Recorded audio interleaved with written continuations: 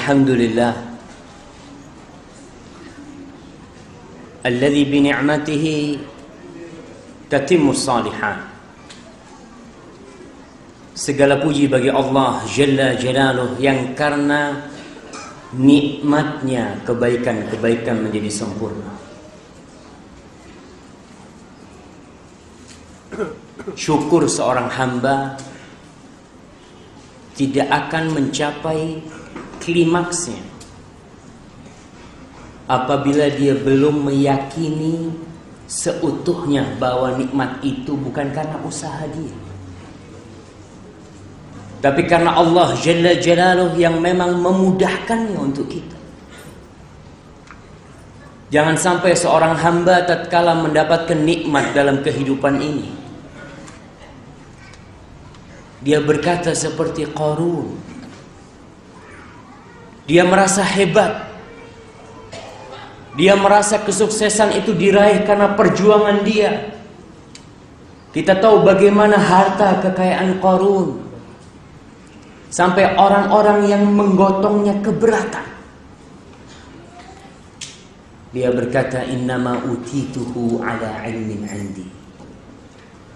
Dia mengatakan, aku dapat kayak gini nih, aku bisa seperti ini karena usahaku.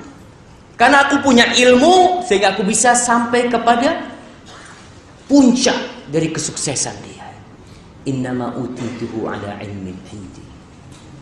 Jangan, tapi berkatalah seperti Sulaiman ibn Daud alaihi wassalam. Tatkala dia melihat singgasana Ratu Balqis di depan dia, apa kata dia? Hadza min fadli rabbi. Ini nih karena karunia Allah kepadaku. Hadza min fadli rabbi, Rabbku yang memberikan karunia ini. Subhanallah. Maka yakinlah bahwa semua kenikmatan yang kita raih sekarang, besok, lusa, dan kelak sampai kiamat, itu karena Allah yang memberikannya kepada kita.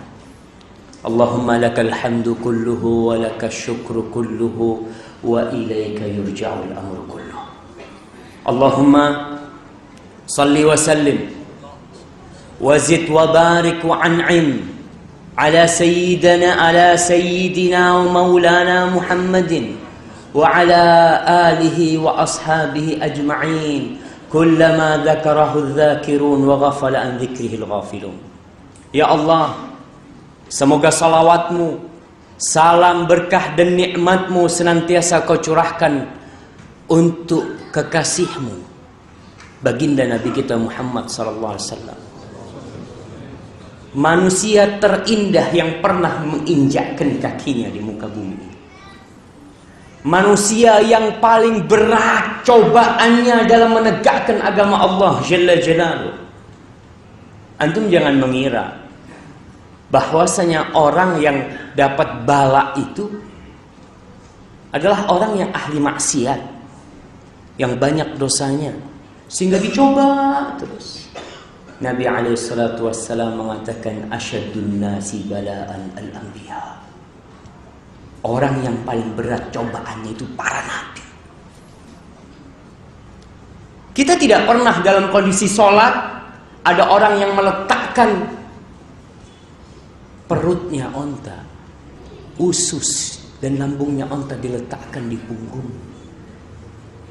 Kita tidak pernah dipukulin. Nabi alaihissalatu wassalam sampai terluka, patah giginya, pingsan sallallahu alaihi wasallam. Demi apa? Demi menyampaikan agama itu kepada kita. Apa tidak pantas kita senantiasa bersolawat kepada beliau?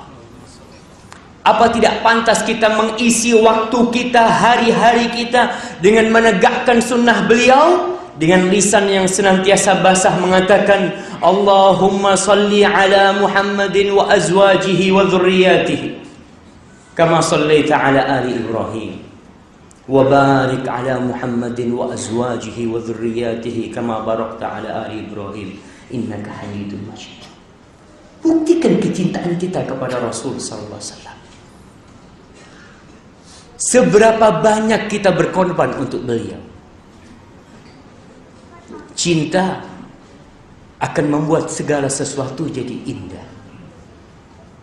Bagaimana para sahabat Nabi mengorbankan segalanya.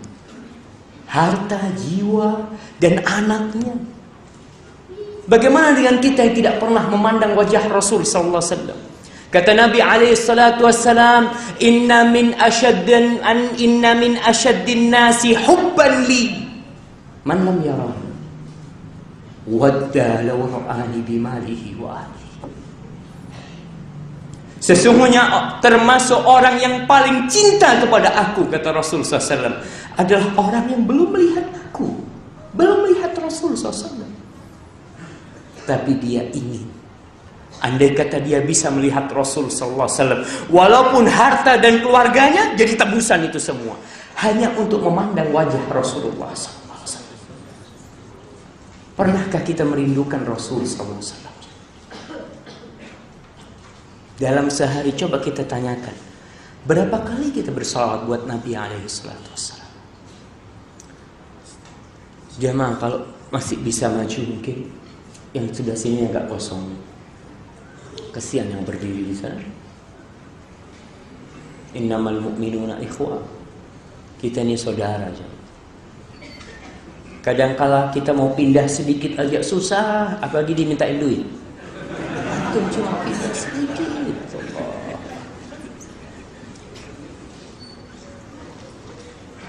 Idza qila lakum tafassahu fil majalis fafsahu yafsahillahu lakum. Kalau dikatakan kepada kalian luaskan tempat duduknya itu supaya orang bisa duduk, luaskan. Allah akan meluaskan kalian. Berkaitan dengan kecintaan kita kepada Rasul sallallahu alaihi wasallam. Antum masih ingat dengan seorang sahabat Nabi yang setiap pulang dia baik lagi, sampai rumahnya baik lagi. Ditanya kenapa? Kata dia, ya Rasulullah, aku kalau di rumah itu ingat sama engkau, kepingin aku melihat engkau. Cuma aku berpikir Nabi, kalau nanti engkau meninggal dan aku meninggal, aku takut tidak bisa melihat wajahmu lagi. Karena Allah akan mengangkatmu di surga yang tinggi, sedangkan aku gak mungkin bisa sampai dengan engkau, Rasulullah. Maka Rasul sallallahu alaihi wasallam mengatakan, al-mar'u ma'aman ahab. Orang akan dikumpulkan bersama orang yang dia cintai. Maka jamaah, jangan salah kita meletakkan cinta kita. Jangan salah kita berbagi cinta kepada mereka yang tidak berhak mendapatkan cinta kita. Semoga salawat Nabi senantiasa tercurahkan untuk beliau, untuk istri-istri beliau, untuk putra-putri beliau, dan untuk seluruh sahabat Nabi radhiyallahu ta'ala anhum ajma'in. Amma ba'd. Malam ini tanggal berapa? Tanggal 27. Iya, Masjid Ar-Ridwan masih tanggal 27. Lihat kita. Jamaah mengingatkan kembali.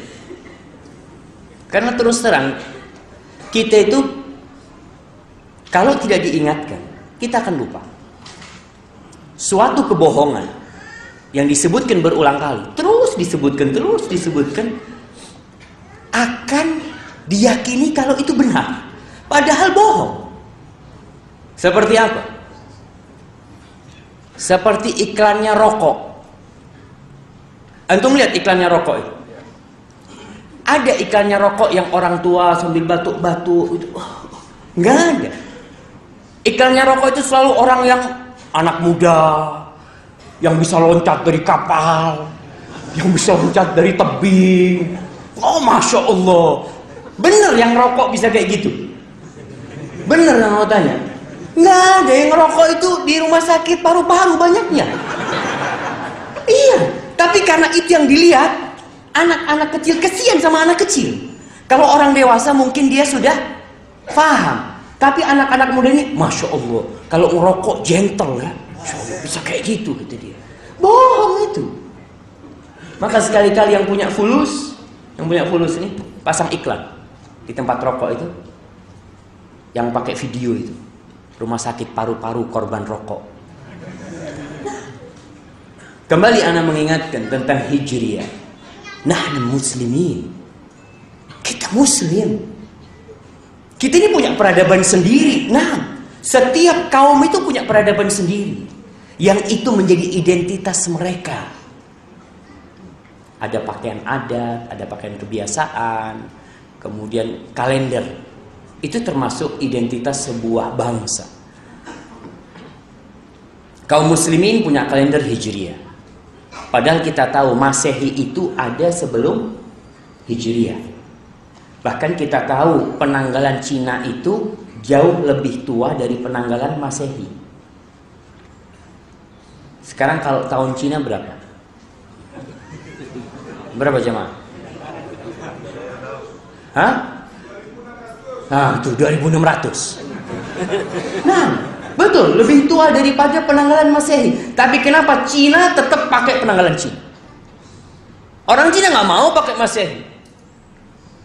Anda kalau lihat di toko-tokonya orang Cina itu tetap dia punya penanggalan Cina. Bangga dia, karena itu identitas dia. Walaupun di situ ada penanggalan Masehi, mungkin dia taruh, tapi tetap ada identitas dia yang tidak mau dia hilangkan. Yang Masehi, yang orang-orang Nasoro, Masehi ini bermula dengan lahirnya Nabi Isa alaihissalam yang diklaim sebagai anak Tuhan oleh mereka. Maka dimulai sekarang ini tahun 2016 dari kelahirannya Yesus. Dan Al-Masih artinya Kristus. Dan penanggalan kita kepada mereka. Kenapa kita masih pakai penanggalan mereka? Itu salah satu pengaruh kita dijajah Belanda 350 tahun. Kita tidak bisa dipungkiri. Belanda banyak menyisakan luka di bumi kita. Sedangkan kita kaum muslimin sebagian sudah lupa dengan kalender hijriyah. Kita insya Allah sholat Idul Adha tanggal berapa? Tanggal berapa? Tanggal 10 Dzulhijjah. Nggak perlu ribut, ini tanggal 11 apa tanggal 12? Nggak ada, dari dulu Rasul SAW sholat Idul Adha itu tanggal 10 Dzulhijjah.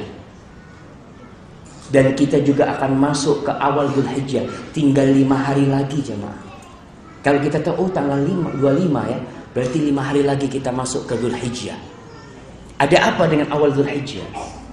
Kata Rasul sallallahu alaihi wasallam, "Ma min ayyamin al-amalu salihu fihinna ahabbu ila Allah min hadhihi al-ayyam, yakni ayyam al-ashr." Qalu, "Walal jihadu fi sabilillah." Qala, "Walal jihadu fi sabilillah illa rajulun kharaja bimalihi wa ahlihi wa lam yarji' min dhalika bi syai'." Allahumma shalli wa sallim ala sayyidina Muhammad. Kata Nabi SAW, tidak ada hari-hari yang beramal soleh di waktu itu, di hari-hari itu lebih baik daripada beramal soleh sepanjang tahun.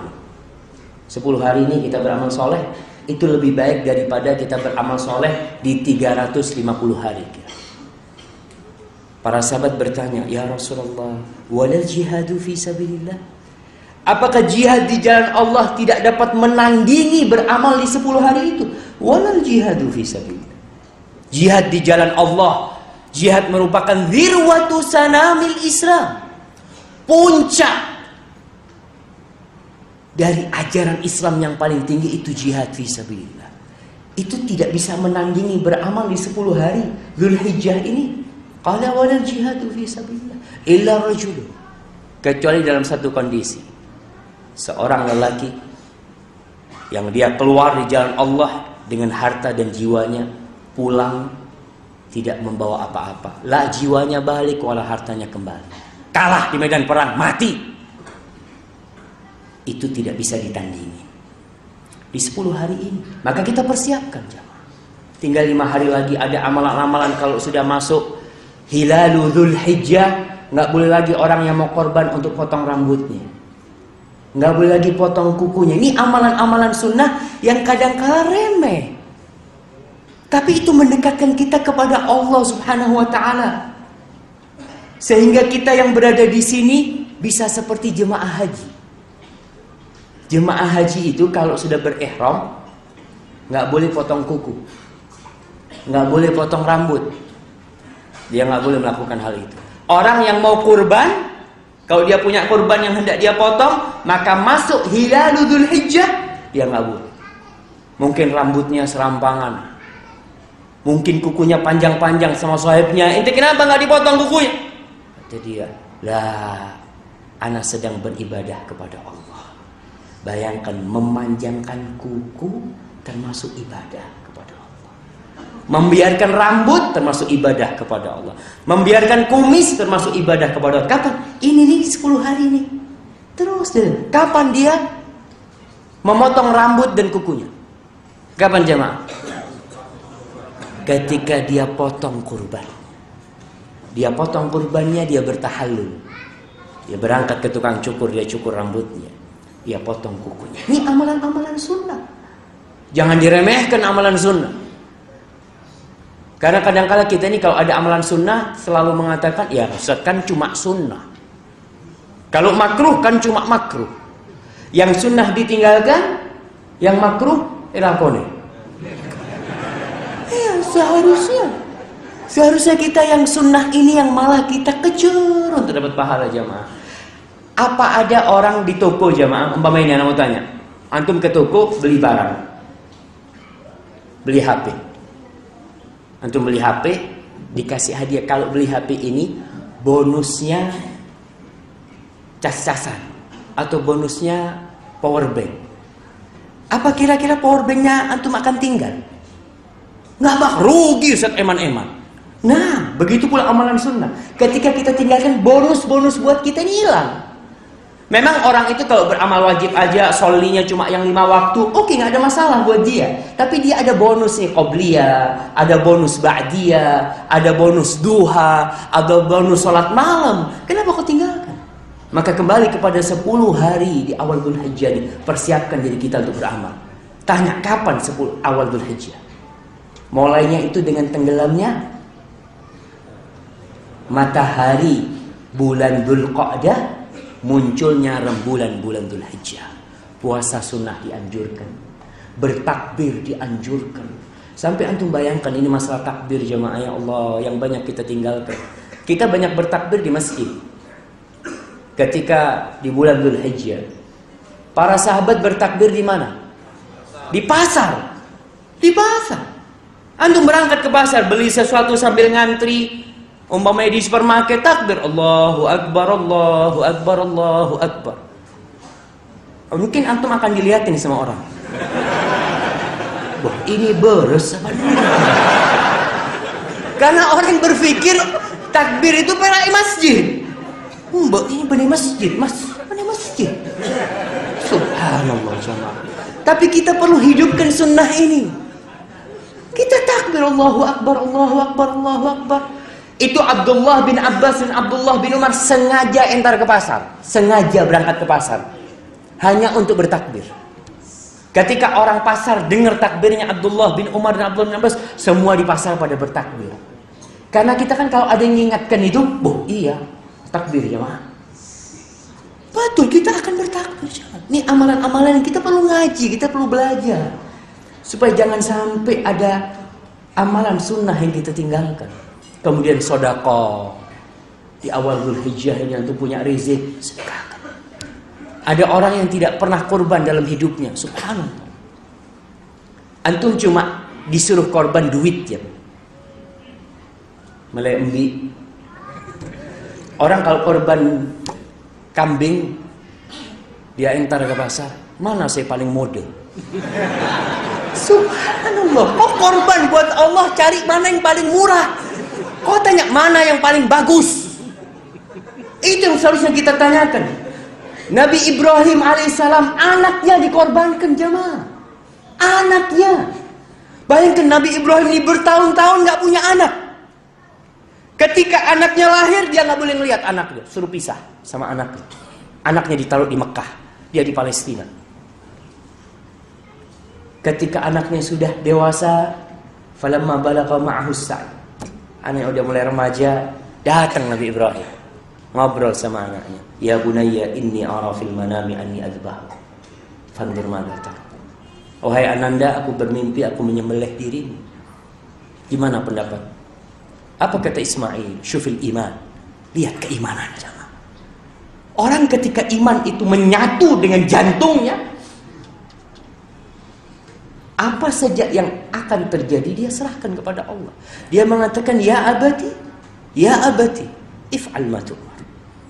Satajiduni insyaallahu minas sabirin. Wahai ayahanda, lakukan apa yang diperintahkan kepadamu, insyaallah engkau akan mendapati aku termasuk orang-orang yang sabar. Nabi Ismail tidak mengatakan aku akan sabar. Tidak, dia mengatakan insyaallah. Berat ujian ini. Dia harus memberikan lehernya untuk bapaknya. Bapak ini melihat anaknya, ya Allah, yang dia tunggu puluhan tahun. Dapat anak suruh sembelih. Ini ujian cinta. Karena Nabi Ibrahim adalah Khalilur Rahman. Dialah kekasih Allah. Ketika anak itu lahir, sebagian hatinya diberikan buat anaknya. Maka di sini Allah ingin mengembalikan, ingin menguji sampai kemana kecintaan Ibrahim kepada Allah. Anaknya jemaah. Kita cuma uang berapa juta yang kita korbankan. Carilah kambing yang paling bagus, kumpulkan uangnya. Jangan takut tuh uang nggak kembali jemaah. Kita kadang-kadang lebih percaya kepada sohib, kepada atasan kita. Dan ini seringkali Anda sampaikan. Kalau kita ada sohib yang kaya, yang banyak duitnya, dia mengatakan, "Syur, nanti bawa fulus, bawa berapa juta? 5 juta, sini. Nanti kasihkan ke fulan, fulus itu besok Anda ganti 10 juta. Kira-kira kita pinjemin nggak sohib kita 5 juta? Kita tahu dia nggak pernah bohong. Dan dia orang kaya, orang yang baik hati. Kita akan kasih. Bener ya, ganti 10 juta? Iya, langsung kita kasih. Tapi kenapa ketika Allah yang berjanji akan melipat gandakan 700 kali lipat? Kau kasih 1 juta, Allah akan lipat gandakan jadi 700 juta. Kita masih gak percaya. Kita masih berat mau keluar. Kita merasa uang kita berkurang. Wallah, Rasul sallallahu alaihi wasallam bersabda, "Mana qasad sadaqatun min mal." Sedekah itu tidak mengurangi hartamu. Tidak. Masa kita nggak percaya jemaah? Maka lakukanlah jemaah. Apa yang kau inginkan dari kehidupan dunia kalau bukan ganti dari Allah yang lebih besar? Dan Allah akan ganti di dunia dan di akhirat nanti. Ma'asyiral muslimin rahimakumullah. Bukan itu yang hendak kita kaji pada hari ini. Hari ini kita akan mengkaji sebuah problematika yang merusak negeri kita, yang membuat anak-anak jadi gelandangan. Suatu problematika yang melahirkan tukang begal. Suatu permasalahan yang akhirnya penjara penuh dengan korban narkoba. Di antara banyak permasalahan itu, salah satu penyebabnya adalah perceraian. Broken home. Rumah tangga yang tidak kondusif. Bapak sibuk bekerja, ibu bekerja, anak-anak gak ada yang ngurusin. Kadangkala si bapak menceraikan istrinya karena selingkuh, na'udzubillah min dzalik. Si ibu juga selingkuh, na'udzubillah min dzalik. Jadi apa anak-anak itu? Indonesia pada tahun 2005, 1400 berapa jemaah? 26 tahun yang lalu. 1426 Hijri. Itu menjadi juara 1. Alhamdulillah, ini mungkin ranking pertama tingkat perceraiannya terbesar se-Asia Pasifik. Kalau ranking pertama dapat medali emas, nggak apa-apa. Tapi ini PR bersama. Antum tahu negeri kita ini tidak lain hanya kumpulan suami istri. Negeri yang besar ini, yang memiliki berapa provinsi sekarang? 32? 34? Masya Allah. Penduduknya 250 juta. Itu pada hakikatnya bermula dari min dzakarin wa untha. Dari laki dan wanita, pasangan suami istri. Jadi banyak kayak gini. Allah mengatakan wa min ayatihi an khalaqakum min turab thumma idza antum basyarun tantashirun. Di antara tanda-tanda kebesaran Allah, tanda-tanda keesaan Allah, tanda-tanda kehebatan Allah, Allah ciptakan kalian itu dari tanah. Jadi Nabi Adam alaihissalam itu diciptakan dari semua unsur tanah di muka bumi ini. Makanya anaknya ada yang hitam, anaknya ada yang putih, anaknya ada yang coklat, anaknya ada yang kuning. Dari semua unsur tanah itu diciptakan Nabi Adam alaihissalam. Masya Allah. Apa jemaah?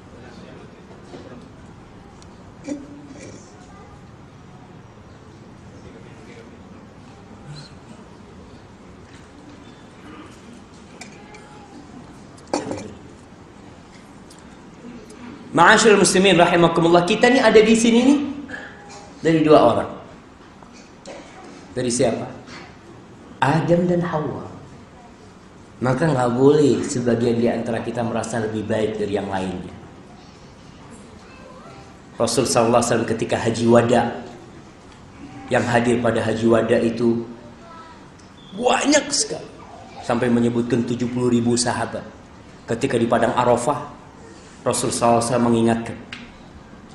Beliau bersabda kepada para sahabatnya di khutbah Arafahnya, ala kullukum min Adam wa Adam min turab, la fadla li Arabiyyin ala a'jamin wa la li a'jamin ala Arabiyyin illa bittaqwa. Nabi mengatakan alaihi salatu wassalam, ingat kalian semua ini asalnya dari Adam, dan Adam itu dari tanah. Tidak ada keutamaan orang Arab atas orang non-Arab, dan orang non-Arab tidak pula lebih mulia dari orang Arab. Orang yang hitam tidak lebih mulia dari yang putih, yang putih tidak lebih baik daripada yang hitam. Apa yang membedakan? Takwa. Lalu Allah mengatakan wa min ayatihi an khalaqa lakum min anfusikum azwajan. Di antara tanda-tanda kebesaran Allah, Allah ciptakan pasangan hidup kalian dari diri kalian sendiri. Para ulama menjelaskan, subhanallah, Ibnu Katsir dan para ahli tafsir menjelaskan, Allah jadikan pasangan hidup kita itu sama dari manusia, bukan dari bangsa jin. Bagaimana kalau pasangan hidup kita jin? Atau dari binatang. Jadi manusia itu cuma lelaki saja, yang perempuan dari binatang. Na'udzubillah, ada orang jalan sama kuda. Siapa? Hormati istriku. Na'udzubillah. Nggak mungkin. Itu tidak akan ada sakinah. Allah jadikan pasangan hidup kita dari diri kita sendiri. Dari Adam alaihissalam, diambil tulang rusuknya, diciptakan Hawa. Untuk apa? Litaskunu ilaiha, agar kalian merasa condong kepadanya. Disebutkan proses penciptaan Hawa itu dalam kondisi Nabi Adam sedang tidur di surga. Diambil tulang rusuknya dan tidak sakit. Ketika dia bangun, dia lihat ada perempuan di sisi. Hatinya langsung condong kepada dia. Kenapa? Karena tulang rusuknya. Litaskunu ilaiha, agar kalian merasa tentram, sakinah. Itu tujuan orang menikah. Nggak ada orang menikah dalam tujuan, ente kenapa Zual? Engkau kenapa kok menikah? Nggak tahu, anak hidupnya tenang, anak kepingin ribut terus sama Harim. Nggak ada. Orang itu karena dia merasa nggak tenang, kepingin cari ketenangan, menikah. Masalah cinta urusannya Allah. Allah mengatakan wa ja'ala bainakum mawaddatan wa rahmah. Allah lah yang menjadikan antara kalian mawaddah wa rahmah. Jamaah, azan jam berapa? Masih lama. Baik. Allah jadikan antara kalian cinta dan kasih sayang. Itu Allah subhanahu wa ta'ala. Tapi kenapa kita melihat Indonesia meraih ranking pertama tingkat perceraian tertinggi se-Asia Pasifik. Apa sih masalahnya? Banyak. Permasalahan itu banyak, dan intinya permasalahan itu ada di diri kita. Kita ini sering menyalahkan lingkungan. Kita sering menyalahkan zaman. Ya memang udah zamannya Ustaz. Lah. Di zamannya Imam Syafi'i beliau berkata, "Na'ibu zamanana wal 'aibu fina. Fama li zamanina 'aibun siwana. Wa nahju zamana bi ghairi dhanbin walau nataqa zamanu lana hajana." Kita ini selalu menyalahkan zamannya, kondisinya, keadaannya. Padahal tidak ada celah dari zaman itu kecuali kita hidup di zaman itu. Kitanya jadi masalah. Zamannya tetap, matahari tetap terbit dari timur dan tenggelam di barat. Tetap. Zamannya nggak berubah. Waktu juga tetap 24 jam. Allah tidak mengganti waktu buat orang zaman sekarang dikasih 23 jam, tidak. Sama dengan zaman Rasulullah SAW, sama dengan zaman sebelumnya. Andai kata zaman itu bisa berbicara, pasti dia akan mencela kita. Gara-gara kalian nih, kita dicela. Kita masalah mencela. Ada yang permasalahannya bermula dari, ya, tidak memilih pasangan hidup yang baik. Sembarangan memilih pasangan hidup. Sampai kadangkala kita melihat orang itu kawin seperti binatang. Ketemu sama harim di jalan, mau berangkat ke kamar. Na'udzubillah. Kayak enggak ajem. Antum pernah nengku ajem? Ayam pejantan itu membeli binean. Oh, bisa ini ya. Iya. Itu semai terus. Dideketin terus kan. Nyerek. Iya, erek-serek sekundi, teti langsung.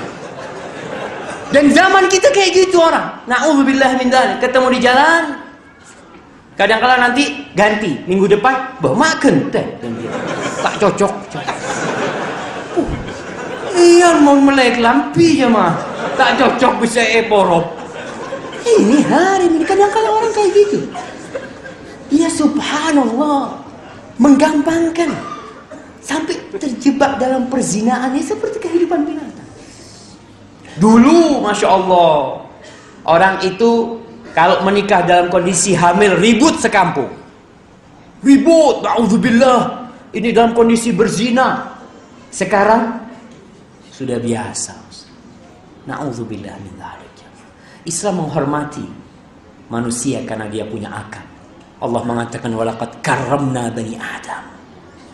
Tapi kita sendiri yang turun ke level tidak manusia lagi. Memilih pasangan hidup. Kadang-kala kita hanya memilih karena cantiknya, karena kekayaannya, karena apalagi kedudukannya. Agama selalu terakhir.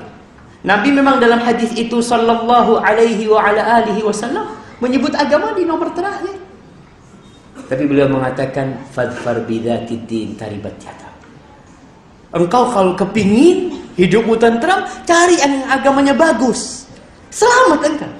Orang kalau nikah sama wanita yang agamanya bagus, kalau dia mau poligami bisa aja mah. Agaman fokus Ustaz, neremah, ada ridho ada. Iya kalau agamanya bagus, tapi kita tidak dengan yang bagus. Makanya ketika mau poligami, ya Allah Ustaz, merenges Ustaz. Kita orang baru ngomong mau nikah lagi, itu sudah akan saya peduli. Kadang-kala seperti itu terjadi. Ya kau memang tidak cari yang agamanya bagus. Agamanya bagus, yang dia raditu billahi rabba. Dia ridho dengan Allah. Ya udah, kalau sudah takdir Allah mau gimana. Aku sebenarnya nggak suka kau kawin lagi, tapi karena sudah itu aturan Allah, ya mudah-mudahan aku sabar. Ini yang agamanya bagus. Yang kalau kita nikah dengan yang agamanya bagus, dia akan bersabar mendidik anak-anak kita. Siapa yang ngajarin anak-anak kita Al-Quranul Karim kalau bukan ibunya? Makanya apabila terjadi perceraian, Anak kecil itu siapa yang merawat? Ibunya, ikut ibunya. Kadang kala kita ribut, bapaknya mau narik anaknya. Subhanallah. Kok nggak bisa mendidik anak itu? Yang bisa mendidik itu ibunya. Maka antum lihat, ada guru TK lelaki ya. Guru PAUD, bapak-bapak pisau ngetah. Jadi guru PAUD. Itu patapor rapi nak anak. Bapak ini nggak bisa didik anak.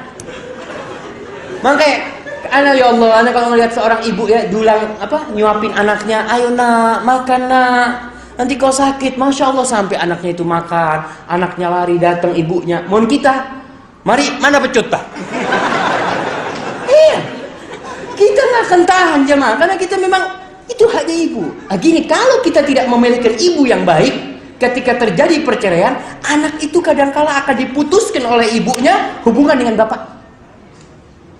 Sampai ada, na'udzubillah min dzalik, seorang wanita yang anak lelakinya menikah, dia tidak menyebutkan nasab bapaknya dalam anak laki-laki. Ya. Dan undangan itu hanya dia mengundang ibunya. Mana bapaknya? Dia nggak akan lahir kalau nggak ada bapaknya. Tapi masalahnya kitanya yang salah milih ibu.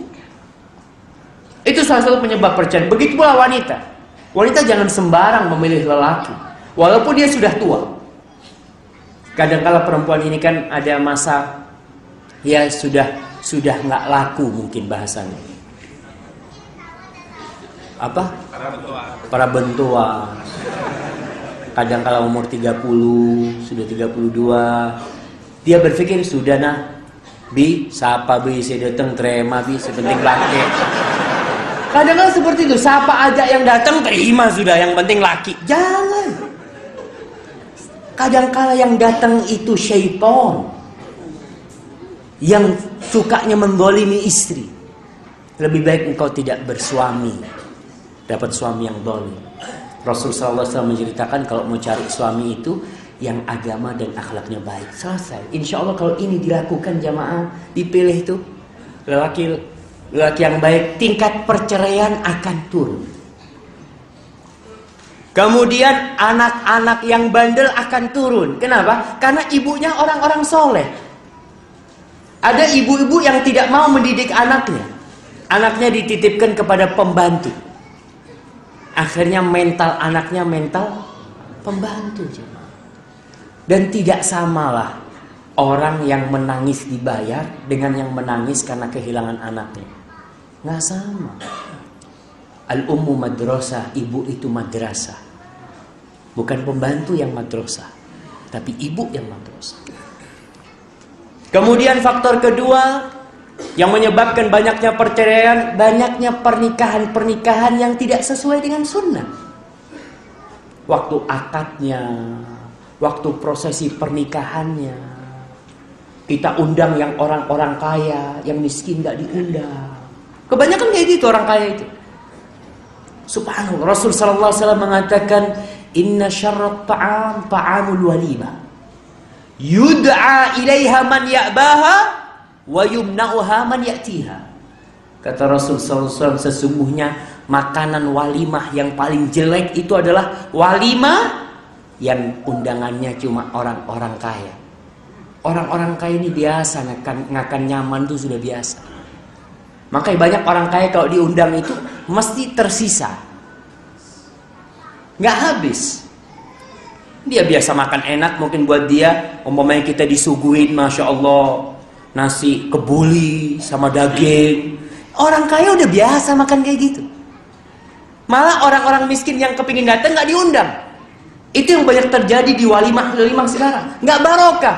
Ditulis mohon doa restu, Allah nggak merestui hal itu.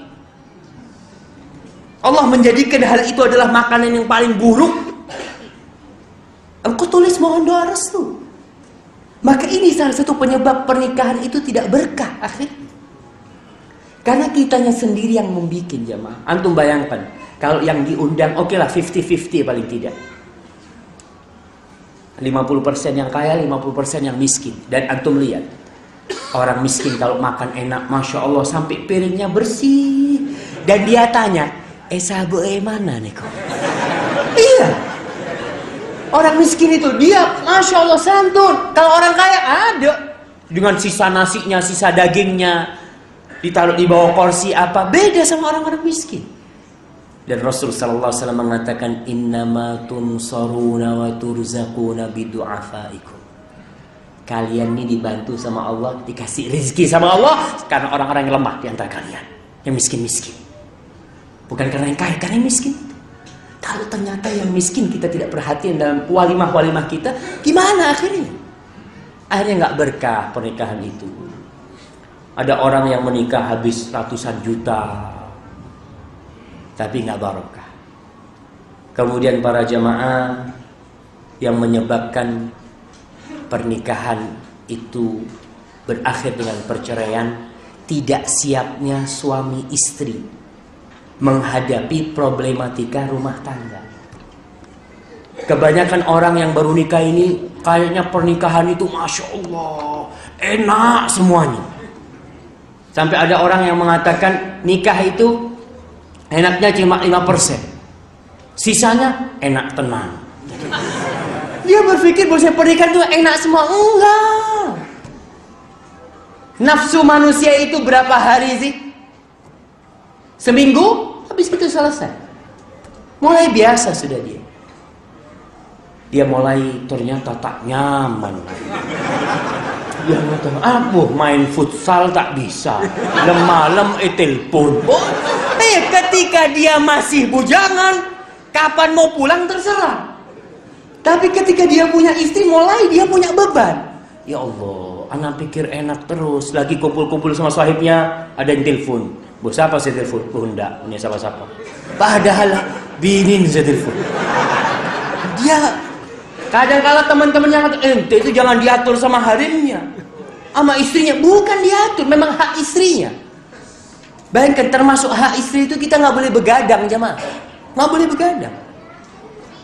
Sampai ada seorang sahabat yang begadang untuk sholat malam, bener main gaple, sholat malam begadang. Dipanggil sama Rasulullah SAW. Beliau mengatakan wa inna li zaujika 'alaika haqqan. Istrimu punya hak, kata Rasulullah SAW. Jangan senengnya sendiri. Maka ketidaksiapan suami istri ini, perempuan sama laki ini, dengan problema ketika rumah tangga, akhirnya rumah tangga itu cepat pisah. Maka perlu adanya pelatihan buat mereka. Bukan cuma pelatihan masak. Kadang-kala ibu ngajarin putrinya masak, nak, mak le nyaman situ masak akilaken. Bukan cuma masak. Tapi bagaimana seorang istri bisa sabar menghadapi suaminya. Bagaimana tatkala pulang dari tempat kerja, engkau nak bukakan pintu rumahmu. Jadi suami masuk rumah itu yang buka siapa? Istri. Kadang-kala kita masuk rumah, Assalamualaikum. Yam. Kemana Maria? Sare dung tedungan. Sudah datang bang. Sudah datang. Berapa tak pada? Allahu Akbar. Ini yang tidak tahu Ustaz, yang penting kan anak masakkan ini. Bukan cuma masak. Bukan.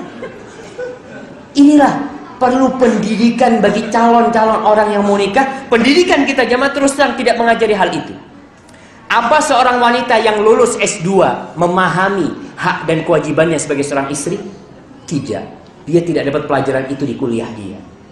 Apakah seorang wanita di SMA yang lulus SMA dia langsung kawin, dia dapat pendidikan bagaimana menjadi seorang ibu? Tidak. Sama sekali nggak ada pendidikan itu di sekolahan umum. Berarti harus diadakan pendidikan khusus buat mereka. Mungkin di Madura sini Masjid Ar-Ridwan bikin tuh pelatihan buat yang mau menikah. Dibikin. Diadakan daurah buat mereka, buat calon-calon ibu dan calon-calon suami. Kadang-kala suami ini kardiman memang. Iya. Jangan mau adzan. Baik, adzan dulu kita lanjutkan. Alhamdulillah Rabbil alamin. Segala puji bagi Allah Jalla Jalaluh, Rabb alam semesta ini. Wa bihi nasta'in ala umuri dunya waddin. Dan hanya kepadanya kita meminta pertolongan, baik urusan agama atau urusan dunia.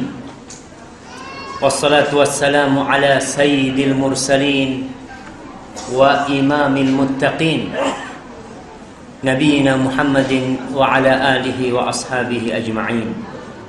Dan semoga salawat dan salam senantiasa tercurahkan untuk penghulunya para nabi, untuk yang termulia di antara semua utusan Allah, dan untuk imamnya orang-orang yang bertakwa. Dan semoga selalu bersambung untuk keluarga dan para sahabat beliau radhiyallahu ta'ala anhum ajma'in. Amma ba'd. Kembali kita berbicara tentang penyebab banyaknya terjadi perceraian di negeri kita. Yang terakhir yang kita bahas tadi adalah kurangnya persiapan ilmu di pasangan suami istri ini. Maka perlu dipersiapkan bagaimana melayani seorang suami, istri diajarin, suami juga diajarin apa yang seharusnya dia lakukan ketika dia telat pulang dari kantor, dari rumah. Kadang-kala ada seorang lelaki itu merasa risih kalau ditelepon suaminya. Padahal seorang suami risih kalau ditelepon istri. Padahal istri itu cinta sama suami ditelepon. Bang, kok belum pulang, bang? Kadang-kala suaminya udah lah, nggak usah ngurusi anak itu.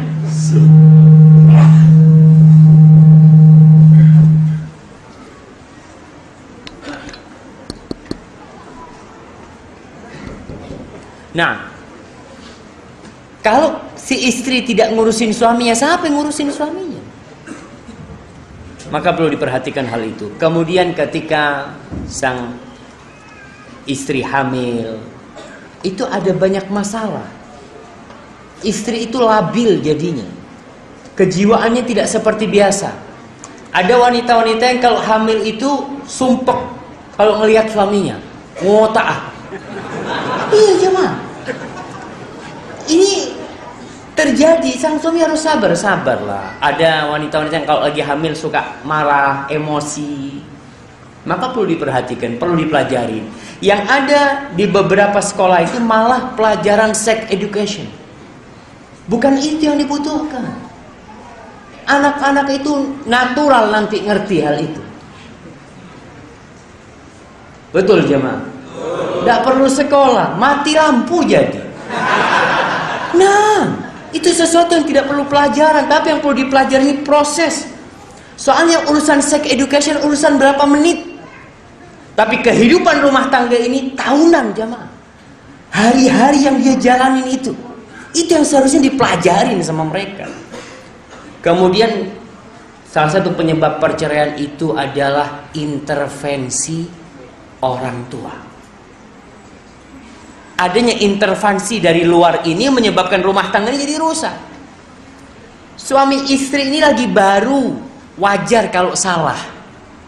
Orang kalau baru belajar naik motor, kadang-kadang nabrak, itu biasa. Orang tua kalau dengar ada masalah sama anaknya langsung datang. Oh, Pak Brema anak saya.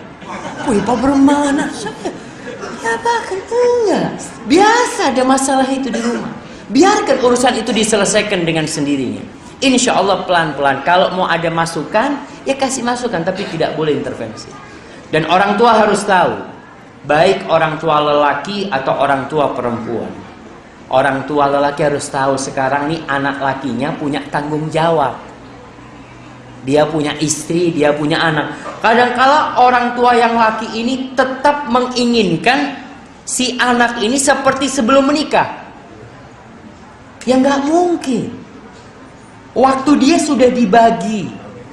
Dia punya kewajiban untuk mendidik anak-anaknya, untuk berbuat baik sama istrinya. Paling tidak sang orang tua harus ridho, cintanya dibagi.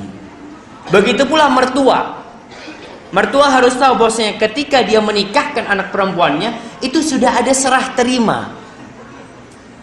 Kadang-kala nih ada orang tua yang tidak ridho. Nah, engkau sejak menikah kok kurang ajar sama bapak? Subhanallah. Kenapa pak? Bapak suruh kau datang nggak datang. Dia mengatakan, Pak, aku udah punya suami, Pak. Aku kan harus izin sama dia. Mau keluar rumah, mau ke sana. Subhanallah, aku ini yang membesarkan engkau. Aku ini. Subhanallah. Orang tua nggak paham. Ada orang tua yang tidak mau dengan prinsip itu. Kalau anak perempuan sudah menikah, itu jadi hak suaminya. Kalau dia tidak mau, maka jangan dikawinkan anaknya. Karena dengan engkau menikahkan, dengan engkau mengatakan zawwajtuka wa ankahtuka binti, selesai, sudah kau serahkan tuh anakmu kepada lelaki itu. Dan seorang lelaki bertanggung jawab. Maka intervensi ini perlu diperhatikan, jangan sampai terjadi. Lalu di antara penyebab banyaknya pernikahan di masa kini ini adalah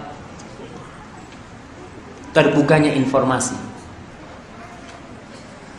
Adanya Facebook, umpamanya medsos yang lainnya, sampai ada orang-orang itu bercerai gara-gara ketemu pacar lama di Facebook. Iya, dia cari-cari, oh ini pacar anak waktu SMA. Akhirnya ngobrol-ngobrol dikit, dia minta cerai si perempuan. Na'udzubillah min dzalik. Padahal Rasul sallallahu alaihi wasallam mengatakan ayyuma imra'atin talabat talaqan ma bihi ba's fa haramun 'alaihi raihatul jannah. Atau kama qala Rasul sallallahu alaihi wasallam. Wanita mana saja yang meminta cerai tanpa alasan yang jelas, haram bagi dia surga. Mencium bau surga haram. Itu salah satu penyebab perceraian. Maka perlu diperhatikan penyebab-penyebab perceraian tersebut. Ma'asyiral muslimin, kalau harus terjadi perceraian, yang pertama antum harus ingat, perceraian ini perbuatan yang paling dicintai oleh siapa? Oleh iblis. Maka jangan gampang-gampang menceraikan. Ya Ustaz, ana udah gak suka. Tapi tenang, orang itu mungkin bosan sama istrinya, mungkin dia lelah menghadapi istrinya. Apalagi kalau lelaki-lelaki yang matanya jelalatan, selalu dia melihat rumput tetangga lebih hijau dari rumput sendiri. Masya Allah. Kalau melihat isinya tetangga yang lewat, Masya Allah, nih kubinin tibi, na'udzubillah. Penyakit, engkau kalau tundukkan pandanganmu gak akan terjadi. Yang ini disyukuri, yang mana? Maka ma'asyiral muslimin, perhatikan, ketika dia hendak menceraikan istrinya, Allah berfirman di surat Al-Baqarah tentang kerjaan sihir. Di antara tujuan orang belajar sihir itu apa? Kata Allah, fayata'allamuna minhuma ma yufarriquna bihi bainal mar'i wa zawjihi. Orang itu belajar sihir, tujuannya apa? Untuk memisahkan antara suami dan istri. Bagaimana kita menyelamatkan diri kita dari godaan setan ini, dari sihir ini? Zikir pagi sore. Makanya biasanya di rumah itu enak, tenang, tahu-tahu istri kita jadi marah-marah. Ada apa? Coba kita zikir pagi sore untuk menyelamatkan diri kita. Rasul SAW bercerita tentang bagaimana iblis mengirim bala tentaranya. Beliau bersabda sallallahu alaihi wasallam dalam hadis diriwayatkan Imam Muslim dari Jabir bin Abdullah, inna iblis yada'u arsyahu 'alal ma'. Iblis itu meletakkan singgasananya di atas air. Thumma yab'atsu saraya. Kemudian dia kirim pasukan-pasukannya. Fa adnahum minhum manzilatan a'dhamuhum fitnatan. Dan pasukan setan yang paling dekat, yang paling tinggi kedudukannya, yang paling dekat dengan iblis adalah yang paling besar godaan dia kepada manusia. Yaji'u ahaduhum fayaqulu fa'altu kadza wa kadza fayaqulu ma sana'ta syai'an. Dia mengatakan aku melakukan ini dan itu, kata iblis, enggak, kau tidak melakukan apa-apa. Yang kedua datang mengatakan ma taraktu hatta farraqtu bainahu wa baina imra'atihi. Aku terus godain dia sampai akhirnya tuh lelaki menceraikan istrinya. Apa kata iblis? Lalu didekatkan sama iblis, ni'am anta, ni'ma anta, anta. Kau orang yang berhasil. Kenapa jamaah? Mungkin kita berpikir remeh. Lebih parah mana minum khamr sama perceraian? Lebih parah mana, na'udzubillah, zina dengan perceraian? Itu semua dosa-dosa besar. Cuma kalau perceraian itu terjadi, kadangkala buntutnya itu panjang, silaturahim putus, anak-anak nggak diurus, jadi berandalan. Kadang kala wanita kalau jadi janda jadi pelacur. Nauzubillah min dzalik. Banyak sekali. Gara-gara perceraian. Makanya iblis mengatakan, iya, kau paling dekat. Padahal mungkin dosa zina lebih besar dari perceraian. Tapi dampak dari perceraian itulah yang dicintai oleh iblis. Nauzubillah min dzalik. Allah Subhanahu wa taala menurunkan sebuah surat di dalam Al-Qur'anul Karim yang nama surat ini Suratul Talaq. Maka bapak-bapak, ibu-ibu paling tidak harus belajar surat ini supaya tidak mudah-mudah menceraikan. Ada lelaki-lelaki yang kalau lagi sakit hati sama istrinya duduk di pojokan, Insya Allah itu anaknya fulana kayaknya mau sama anak. Mulai kita berpikir untuk menceraikan istri kita. Itu syaitan. Masalah sedikit kita berpikir untuk cari istri pengganti. Begitu pula wanita, ada masalah sedikit dia berpikir, ya Allah, anak masih muda dan masih banyak rejal yang suka sama anak. Itu bisikan-bisikan syaitan, jemaah. Maka kalau kita belajar nih tentang tolak di surat At-Talaq, insya Allah kita akan hati-hati.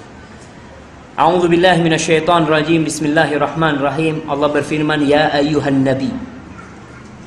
Ya ayyuhan nabi. Berapa kali Allah menyebutkan nama Muhammad sallallahu alaihi wasallam dalam Al-Qur'anul Karim? Jemaah, berapa kali? 4 kali. Nah, panitia nanti kasih hadiah. Mana panitia? Ada hadiah nih. Ada akuan dia sini jangan. Nanti diambil hadiahnya ke imam ya. Imamnya Aslam, saya enggak Aslam. Iya, 4 kali Allah menyebutkan. Allah menyebutkan Nabi kita Muhammad SAW tidak pernah memanggilnya dengan namanya. Nggak pernah Allah mengatakan ya Muhammad, nggak ada dalam Al-Quran Al-Karim. Yang ada ya Musa, ya Isa, ya Adam, ya Nuh. Tapi Nabi Muhammad SAW senantiasa dipanggil dengan gelarnya, dengan kedudukannya. Ya ayyuhar rasul, balligh ma unzila ilayhi.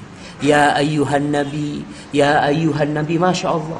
Ini kenapa? Karena Nabi Muhammad SAW adalah makhluk Allah yang paling tinggi derajatnya di sisi Allah Subhanahu wa ta'ala. Allah berfirman, kalau ada yang pegang Al-Quran, pegang HP, dilihat tuh. Kita nggak akan lama-lama, tapi insya Allah kita berusaha untuk memahami bagaimana kalau harus bercerai. Allah mengatakan ya ayyuhan nabi, wahai nabi, idza talaqtumun nisa. Yang dipanggil nabi tapi yang diajak berbicara adalah umatnya. Apabila kalian menceraikan an-nisa, fatalliquhunna li'iddatihin, maka ceraikan wanita-wanita itu pada masa iddahnya. Ingat, cerai ini termasuk ucapan yang serius dan berguraunya jatuh. Nggak ada seorang lagi mengatakan aku ceraikan dirimu, lalu dia anak bergurau, itu jatuh cerai. Dan hak cerai itu cuma 3 kali. Kalau kau bergurau 3 kali, selesai. Kenapa Allah Subhanahu wa ta'ala menjadikan perceraian ini termasuk ungkapan yang serius dan main-mainnya jatuh?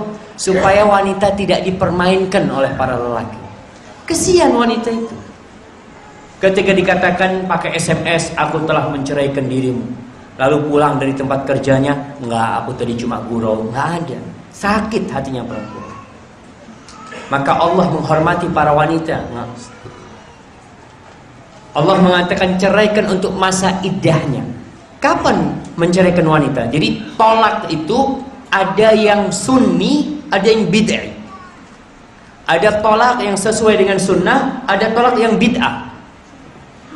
Tolak yang sunnah itu adalah menceraikan wanita sekali pada masa iddahnya. Kapan masa iddahnya? Ketika dia suci belum dikumpuli. Fi tuhrin lam yujami'ha. Di masa suci. Jadi perempuan habis datang bulan. Jadi bercerai itu enggak dengan emosi sebenarnya. Tapi dilihat kalau dia memang niat menceraikan istrinya, ditunggu istrinya datang bulan, kemudian suci, dia ceraikan. Karena iddahnya perempuan ini 3 quru, untuk yang datang bulan. 3 masa bersih iddahnya itu kalau dia datang bulan. Kalau yang kedua, tolak yang sunnah itu menceraikan wanita dalam kondisi hamil. Karena iddahnya wanita yang hamil itu kapan? Melahirkan. Maka Allah katakan, kalau seorang lelaki menceraikan istrinya dalam kondisi istrinya haid, atau istrinya dalam kondisi bersih tapi sudah dihubungi, maka cerainya jatuh. Tapi cerai itu mewajibkan dia untuk merujuk istri. Karena pernah ada seorang sahabat, Masya Allah, baik, siapa yang dapat hadiah tadi? Kirim di sana. Panitia ini harus saya paksa aja, Mas. Bunda tak keluar. Nah, baik. Tadi anda tanya, tolak yang bid'ah adalah tolak menceraikan istri dalam kondisi dia haid atau dalam kondisi dia suci tapi sudah dihubungi. Maka tolaknya itu jatuh tapi dia berdosa. Maka dia wajib merujuk istrinya. Dia wajib merujuk istrinya. Ini pendapat yang rajih di antara pendapat ulama. Karena ada sebagian ulama yang mengatakan tolak bid'ah itu tidak jatuh, tapi yang rajih tetap jatuh. Dan sebagai sanksi buat dia wajib untuk merujuk istrinya. Banyak di antara kita yang sembarangan menceraikan istrinya. Gak ngurus datang bulan, gak datang bulan, dikumpuli, gak dikumpuli. Kadangkala habis dikumpuli dia mengatakan aku ceraikan engkau. Na'udzubillah min dzalik. Islam ini adalah rahmatan lil alamin. Islam diturunkan sebagai rahmat, kasih sayang untuk alam semesta ini. Di antara kasih sayang itu menghargai wanita. Maka jangan sembarangan menceraikan wanita. Ada masa iddahnya. Wa ahsul iddah. Dan masa iddahnya dihitung, dilihat. Jangan sembarangan. Kenapa? Karena masa iddah ini ada hukum-hukum tertentu yang berkaitan dengan suami istri. Allah katakan, wattaqullaha rabbakum. Dan bertakwalah kalian kepada Rabb kalian. Kepada Allah Rabb kalian. Sehingga tatkala kita menceraikan istri kita, kadangkala orang lain gak tahu. Tapi ingat, cerai itu sudah jatuh. Nah, sehingga cerai yang bisa rujuk itu berapa kali? 2 kali. At-talaqu marratan. Kata Allah, talak itu 2 kali yang boleh rujuk. Kadang-kadang suami sudah menceraikan istri 10 kali tapi tetap suami istri. Karena apa? Karena faktor tidak punyanya ilmu. Ustadz, ana sudah rujuk dia. Ya, ana memang pernah ngomong cerai. Terus ana rujuk dia berapa kali? Wallahualam sudah lupa, Ustadz. Nah, jamaah, ini banyak orang nggak ngerti tentang hukum ini. Maka Allah turunkan surat khusus dengan nama At-Talaq. Dan hukum talak ini disebutkan di surat Al-Baqarah juga, yang berkaitan dengan talak. At-talaqu marratan itu. Lalu Allah katakan, la tukhrijuhunna min buyutihin. Jangan kalian keluarkan istri kalian dari rumah mereka. Jadi nggak boleh kita menceraikan istri kita lalu kita katakan bawa barangmu ke orang tuamu. Nggak boleh. Untuk tolak yang masih ada rujuknya, tolak pertama dan tolak kedua. Tolak ketiga ada khilaf di antara para ulama. Apakah sang istri masih punya hak tempat tinggal, hak sandang pangan dan papan itu. Tapi yang jelas apabila itu tolak roj'i, maka dia punya hak. Nggak boleh suami mengusir istrinya. Wala yakhrujna. Dan istri tidak boleh keluar dari rumah itu. Jadi hukum ini tuh kedua belah pihak. Sang suami tidak boleh mengusir istrinya. Ustaz, sudah anak ceraikan? Iya. Tapi dia masih dalam masa iddah. Dia dalam masa iddah itu sebenarnya masih istrinya. Kalau sang suami mati, dia dapat warisan. Dan si wanita nggak boleh maksa keluar. Kadang-kala si wanita ngomong, aku mau di rumah orang tuaku. Nggak boleh. Kau tetap di situ, kata wala yakhrujna. Dan mereka tidak boleh keluar kecuali dalam satu kondisi, illa ayyatina bi fahishatin mubayyinah. Kalau wanita-wanita itu melakukan fahisyah, kekejian yang nyata, berzina atau ngomongnya buruk. di rumah itu tapi dia jelek-jelekkan mertuanya, dia ngomong nggak bagus, maka tatkala itu wanita itu boleh dikeluarkan. Tapi kalau tidak, haram hukumnya. Terus bagaimana? Ya tetap seperti suami istri sampai masa iddahnya habis. Si wanita tetap nggak wajib pakai kerudung di depan suaminya, tetap boleh makan bersama, sekamar bersama, boleh nggak? Boleh, karena dia posisi dalam masa iddah. Dan kalau mau rujuk itu tinggal dikumpulin. Atau dia makan, dek aku sudah rujuk, jatuh rujuk. Atau di malam hari dia melihat istrinya cantik banget pakai baju yang seksi, dia kumpulin, itu jatuh rujuk. Nggak boleh dia ngomong, ana nggak ada niat rujuk Ustaz. Nggak ada. Jadi istrimu ketika kau kumpulin itu. Ini nggak apa-apa. Tujuannya subhanallah, Allah mengatakan watilka hududullah. Ini adalah batasan-batasan yang Allah bikin. Wa man yata'adda hududallah faqad zalama nafsa. Barang siapa yang melampaui batasan-batasan Allah, maka dia telah membolimi dirinya. Walaupun orang lain nggak tahu. La tadri la'allallaha yuhditsu ba'da dzalika amra. Engkau itu nggak tahu. Mungkin akan terjadi sesuatu yang Allah bikin di sana. Dengan wanita ini masih satu rumah, kemungkinan rujuk masih ada. Tapi kalau sudah ke orang tua, itu sudah susah cuman. Gengsi atau orang tua yang perempuan akan memanas-manasi si perempuan ini, sudah jangan mau rujuk ini itu, padahal si perempuan masih suka. Maka wanita diperintahkan untuk tinggal di rumah suami, dan suami tidak boleh mengusir istri. Ini hukum Allah Subhanahu wa taala. Lalu Allah katakan fa idza balagna ajalahunna fa amsikuhunna bima'rufin aw fariquhunna bima'ruf. Kata Allah, kalau sudah sampai masa iddah, udah mau habis nih masa iddahnya, umpamanya 3 kali masa suci istrinya tinggal 3 hari, bentar lagi udah selesai, udah bukan istrinya lagi. Maka Allah katakan jalla jalaluh, kalau sudah mendekati masa iddahnya, fa amsikuhunna bima'ruf aw fariquhunna bima'ruf. Kau pegang istrimu, kau rujuk istrimu dengan cara yang ma'ruf. Kenapa Allah katakan yang ma'ruf? Karena di masa jahiliyah orang-orang itu merujuk istrinya dengan cara yang tidak ma'ruf. Kenapa? Dia rujuk istrinya, kemudian dia cerai. Dia rujuk istrinya, kemudian dia cerai. Dulu cerai itu mau 100 kali 100 kali. Tapi setelah ada Islam, cerai hanya boleh 2 kali. Maka hal yang seperti ini perlu diperhatikan. Kalau mau dirujuk, rujuk dengan cara yang baik. Memang niat merujuk bukan untuk membahayakan istrinya.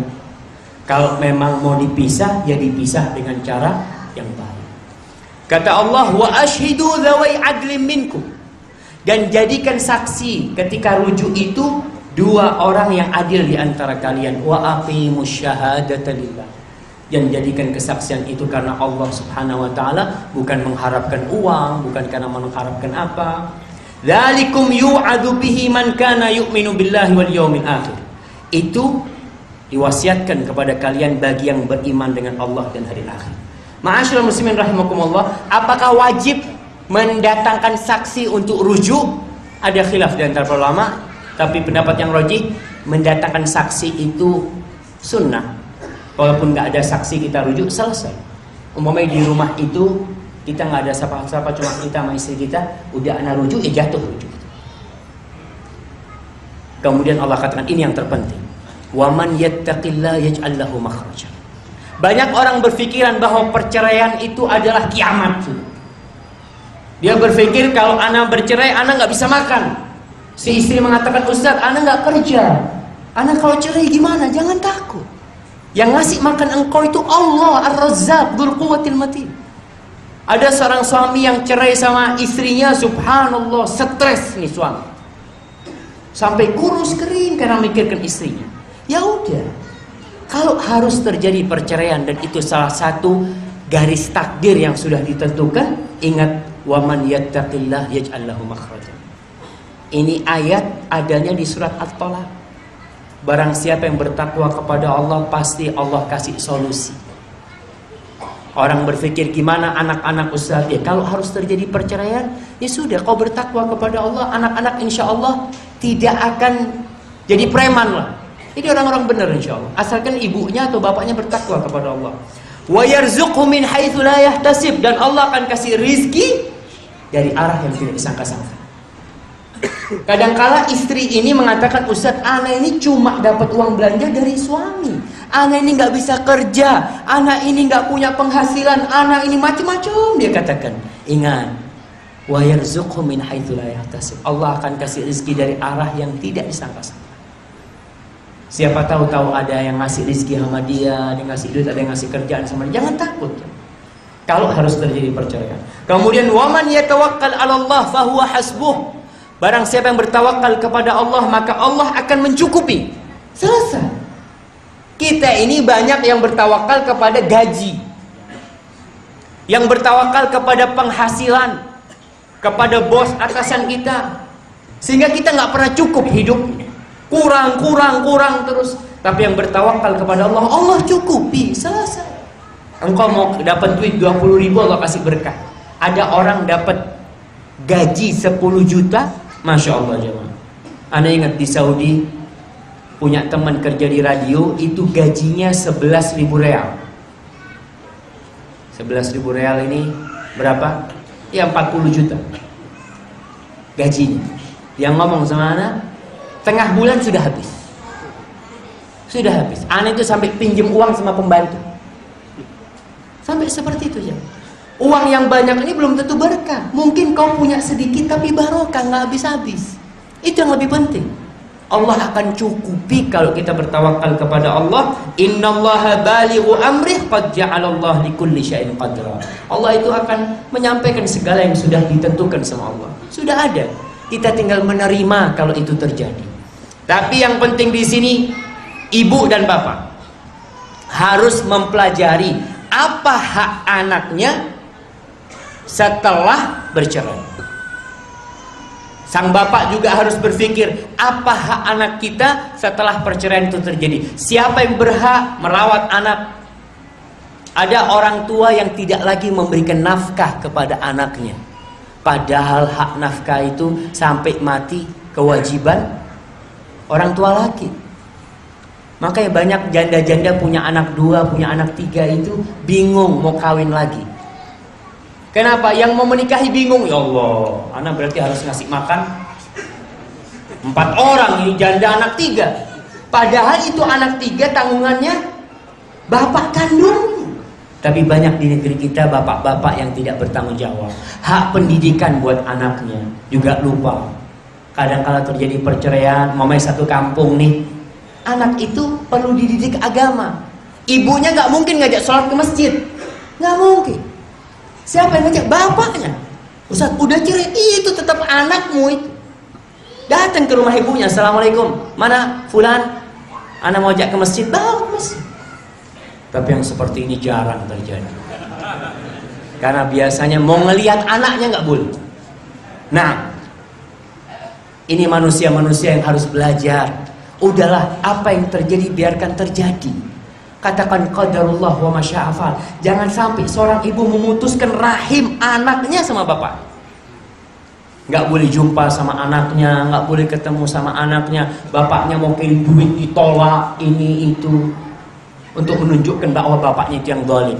Mungkin bapaknya yang zalim, tapi manusia itu bisa berubah. Antum lihat orang-orang yang dulu memusuhi Rasul SAW, Khalid bin Walid, dia akhirnya masuk Islam, bisa berubah. Maka jangan berpikir pesimis ya. Harapan kepada para orang tua demi masa depan anak-anaknya, perhatikan hak dan kewajibannya. Ada hak yang berkaitan dengan harta, ada hak yang berkaitan dengan pendidikan, ada hak yang berkaitan dengan cinta dan kasih sayang. Yang anak itu butuh cinta dan kasih sayang. Tapi yang jelas anak itu apabila belum baligh, belum sampai umur yang bisa membedakan, menjadi hak ibunya. Selama ibunya bisa mendidik anaknya. Kalau ibunya nggak benar, siapa yang mendidik dia? Jiddahnya, neneknya, bukan bapaknya. Karena susah anak ini hidup sama bapaknya. Hadza wallahu a'lam bishawab ya. karena sudah banyak pertanyaan. Baik, ana mau bagi hadiah di sini. Sebutkan tolak yang sesuai dengan sunnah. Nah, fokus. Tolak ketika Selesai masa iddahnya. Ketika bersih belum dikumpulin. Nah, itu yang pertama. Waktu hamil, masya Allah, barakallahu fiik. Iya. Baik, pertanyaan selanjutnya, sebutkan tolak yang bid'ah. Ketika masa suci sudah dikumpulin. Masa suci sudah dikumpulin. Ya, kemudian masa haid. Terus, masya Allah, barakallahu fiikum. Kirimkan ke belakang. Baik, sebutkan iddahnya orang yang diceraikan. 4 bulan. 4 bulan mah. 10 bulan dah. Nah, 3 kali suci. Iya, nggak apa-apa. Baik, 3 kali suci kalau dia memang haid. Kalau dia udah menopause atau dia belum datang bulan, maka 3 bulan. Kemudian kalau dia hamil, melahirkan. Kalau dia itu belum dikumpulin sama suami, akad nikah, belum masuk kamar, belum berduaan, maka nggak ada iddah. Baik, kalau wanita hulu minta cerai, berapa iddahnya? Hah? Tidak ada iddahnya. Masya Allah. Mak langsungan jemaah. Nah, 1 bulan. Nah, mana yang jawab tadi? Mana? Di atas. Oh, 1 kali masa haid, jemaah. 1 kali datang bulan. Bukan satu kali datang bulan, bukan 1 bulan. Baik, ini hadiah buat ibu-ibu yang di atas. Masya Allah, panitia nanti diminta ke panitia. Baik, barakallahu fiik. Kita masuk ke sesi tanya jawab jemaah ya. Tinggal 1 nanti terakhir itu. Baik, assalamualaikum Ustaz. Jika suatu keluarga mengalami broken home, kemudian salah satu suami atau istri ingin memperbaiki hubungan keluarganya, maka apa yang harus dilakukan suami atau istri untuk bisa memperbaiki hubungan keluarganya? Tolong sebutkan tahapan-tahapan Ustaz, dari tahapan pertama sampai bisa keluarganya damai. Jazakallahu khairan.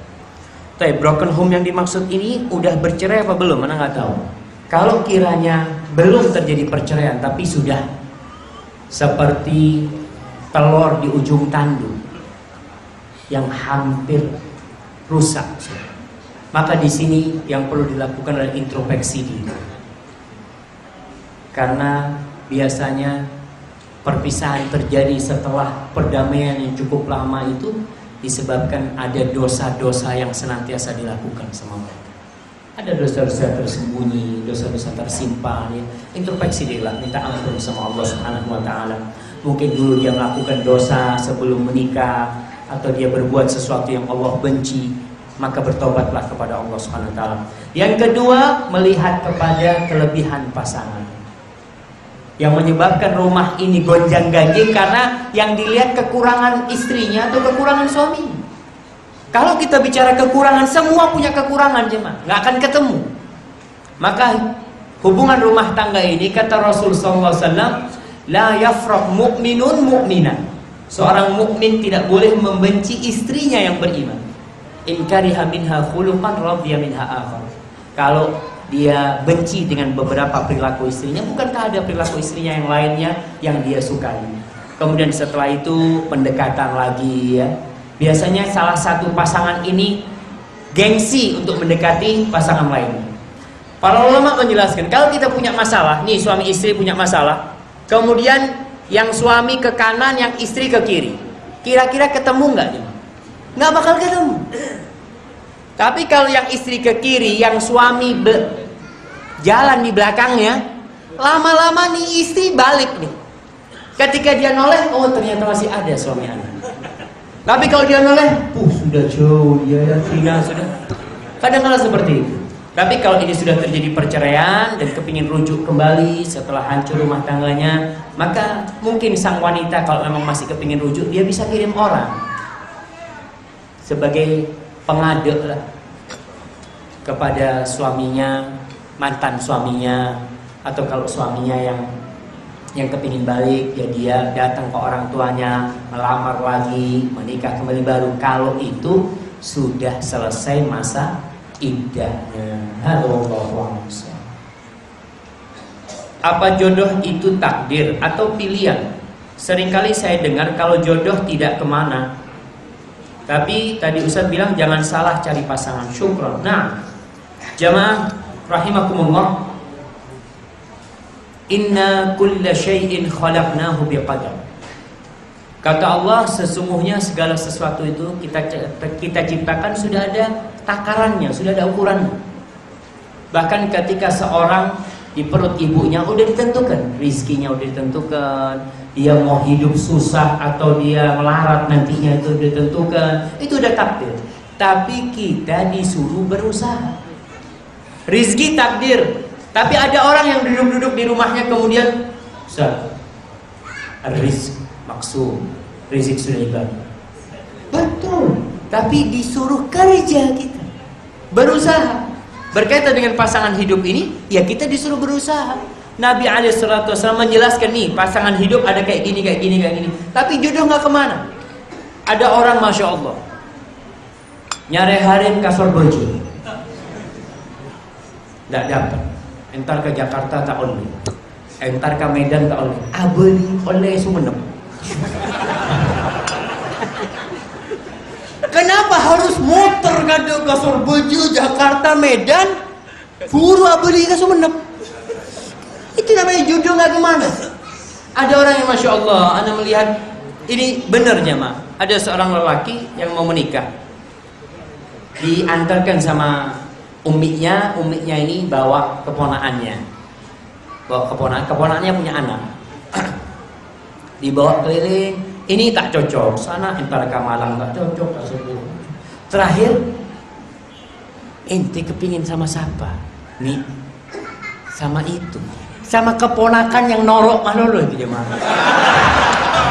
Dia ini sudah aleng-leng, canumin mata boleh mulai. Kan tak usah termotor jemaah, tapi ya sudah jodohnya, akhirnya nikah sama itu keponakannya. Memang jodoh nggak kemana, tapi tetap kita berusaha untuk mencari yang terbaik.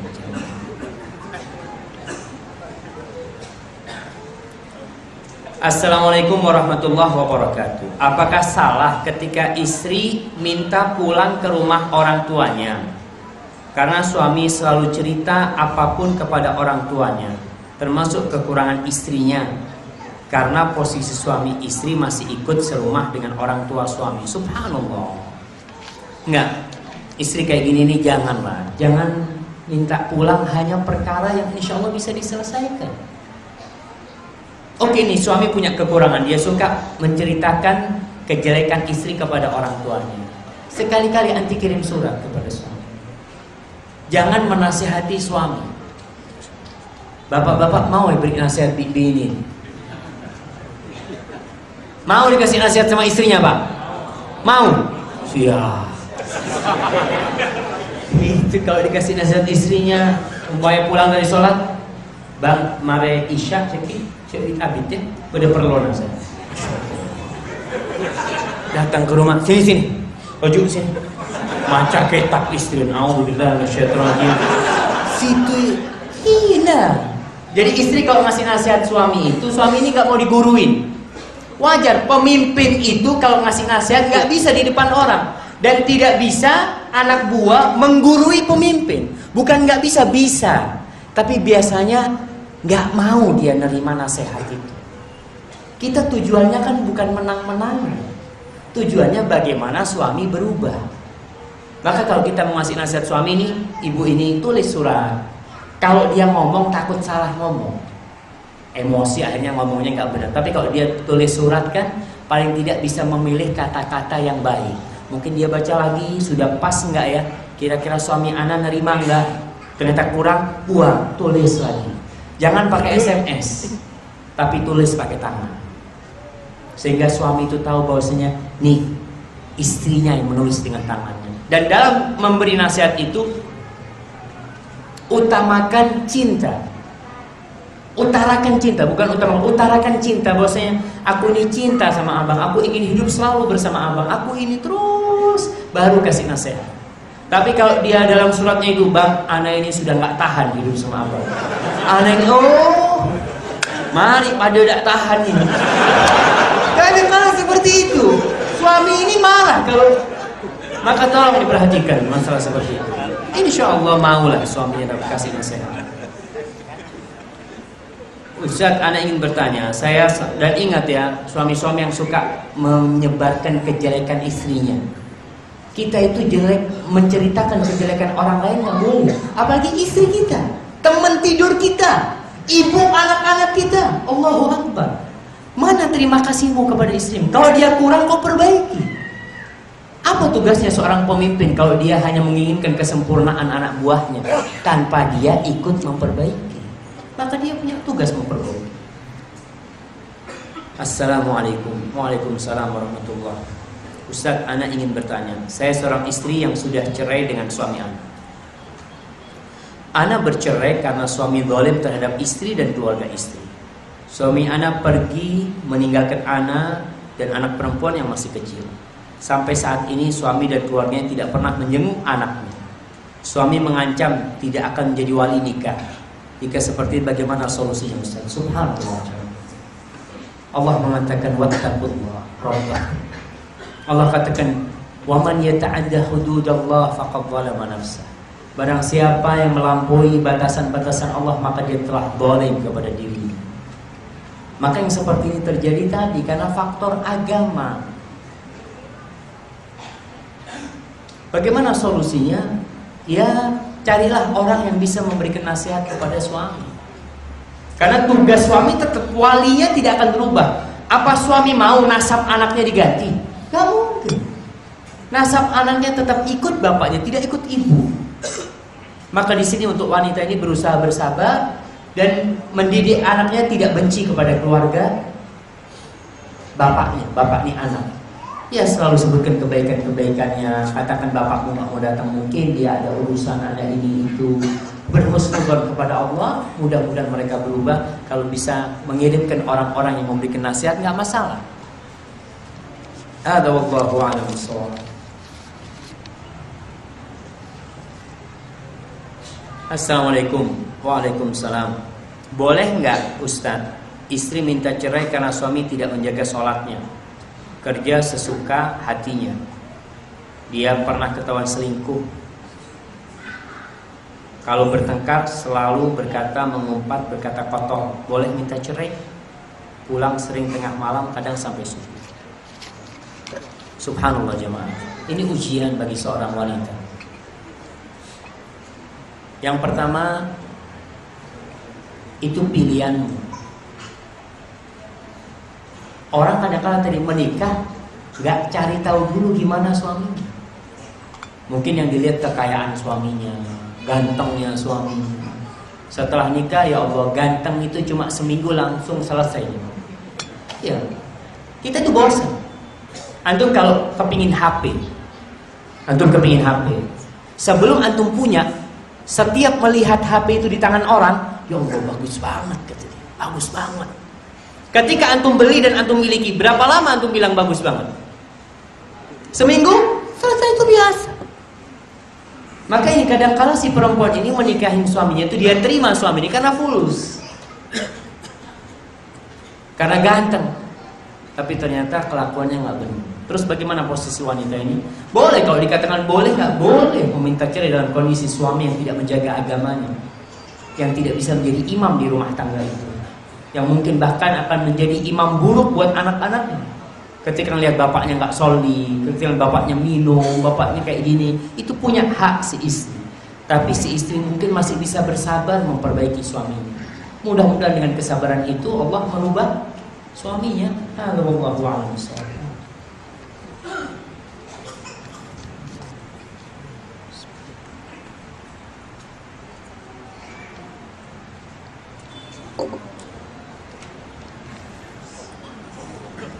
Masya Allah. Sampai kalau berapa ya?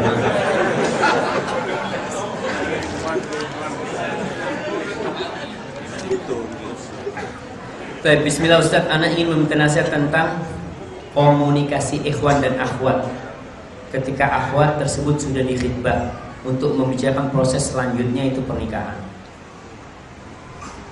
NB rumah ikhwan dan akhwat sangat jauh.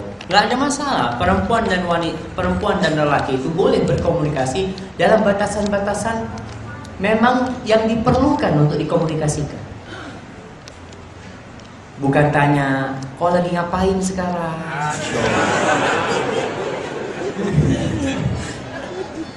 Oh, aku lagi habis mandi. Masya Allah. Itu rusak kayak gitu ya. Hubungan yang biasa lah. Ini gimana acara pernikahannya, rencananya tanggal berapa atau ini itu, untuk maharnya gimana, untuk nanti tempat tinggal buat keluarga lelaki mau tinggal di mana, itu pembicaraannya boleh, nggak ada masalah. Tanya gimana kabarnya, alhamdulillah berkhair, cukup. Kemudian bicara yang biasa-biasa saja. Aduh, Allah.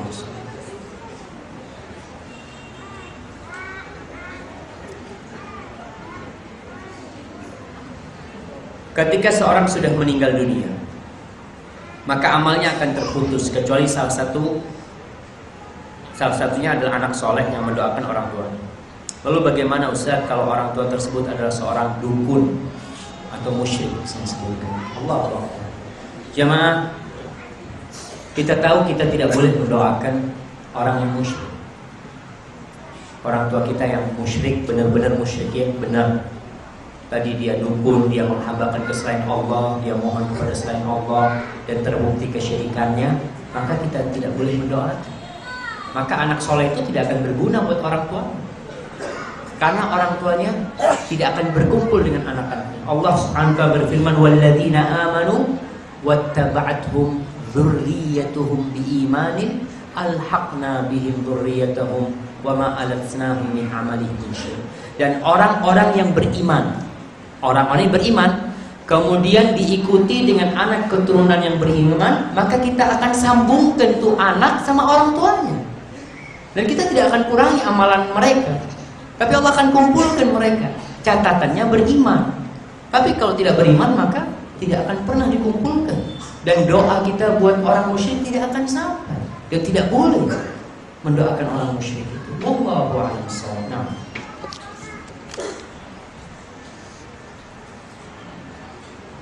Assalamualaikum. Masya Allah. ASS WRWB. Jawabannya apa? WSS WRWB. Ustaz, gimana kalau kita udah ditalak atau dicerai? Apakah kita masih mau tetap di rumah suami atau istri terus mau tunggu iddah? Ya tetap satu rumah. Tetap satu rumah. Ini apabila tolak roj'i. Tolak roj'i itu tolak yang masih ada rujuknya, yaitu tolak pertama atau tolak kedua. Kalau sudah tolak ketiga maka nggak bisa rujuk. Dan dia udah bukan istrinya, maka dia keluar dari rumah itu, pindah dari rumah itu. Nah, assalamualaikum Ustaz. Waalaikumsalam. Anda seorang ikhwan yang belum menikah di Pamekasan, nyari akhwat. Nyari akhwat salaf susah. Apa di Jember juga begitu? Masya Allah, Masya Allah.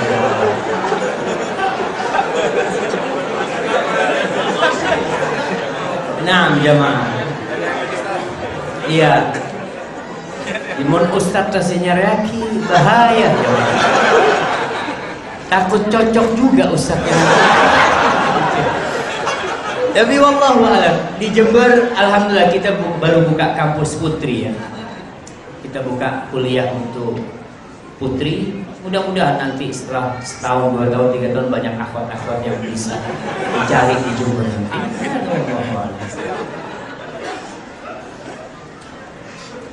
Ustaz, saya ingin bertanya bagaimana dengan fenomena nganyarin kabin? Apakah pasangan suami istri yang memperbarui pernikahan mereka setiap tahun, apa ini diperbolehkan? Beremah nganyarin kabin?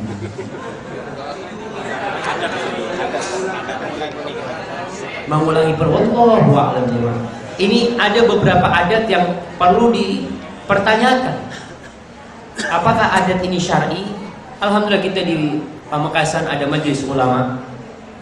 Karena masalah yang berkaitan dengan adat yang umum itu memang harus diambil tindakan dari majelis ulama yang dia akan memberikan fatwa nanti.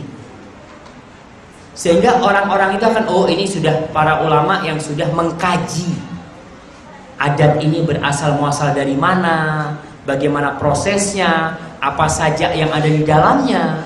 Karena ada memperbaharui, bukan memperbarui pernikahan ya. Kalau yang gayanya orang barat itu ada nikah perak, apa, pernikahan perak, pernikahan emas, pernikahan perunggu, apa? Wallahu a'lam. Katanya kalau 25 tahun menikah masih awet, nanti mereka ada namanya. Nanti 50 tahun itu ada namanya. Wallahu a'lam. Maka kita lihat, jangan-jangan tradisi-tradisi itu termasuk yang tidak diperbolehkan dalam Islam. Maka kita perlu kaji, dan adanya majelis ulama itu, majelis ulama kita itu memang menunggu. Ini salah satu kelemahan majelis ulama kita. Ana waktu ke MUI pusat, dia ngomong, Ustaz, kita ini yang ada di majelis ulama ini adalah orang-orang sibuk. Sebagian adalah pengasuh pesantren, sebagian pengasuh sekolah. Kita itu baru bisa kumpul mungkin seminggu sekali di kantor dengan ketua-ketua yang lainnya. Maka banyak PR-PR yang tidak bisa kita lakukan. Kita baru bisa menindaklanjuti kalau ada laporan dari masyarakat, dan kita laporkan. Kita umat, kita minta fatwa mereka agar jelas mau dibawa kemana umat ini.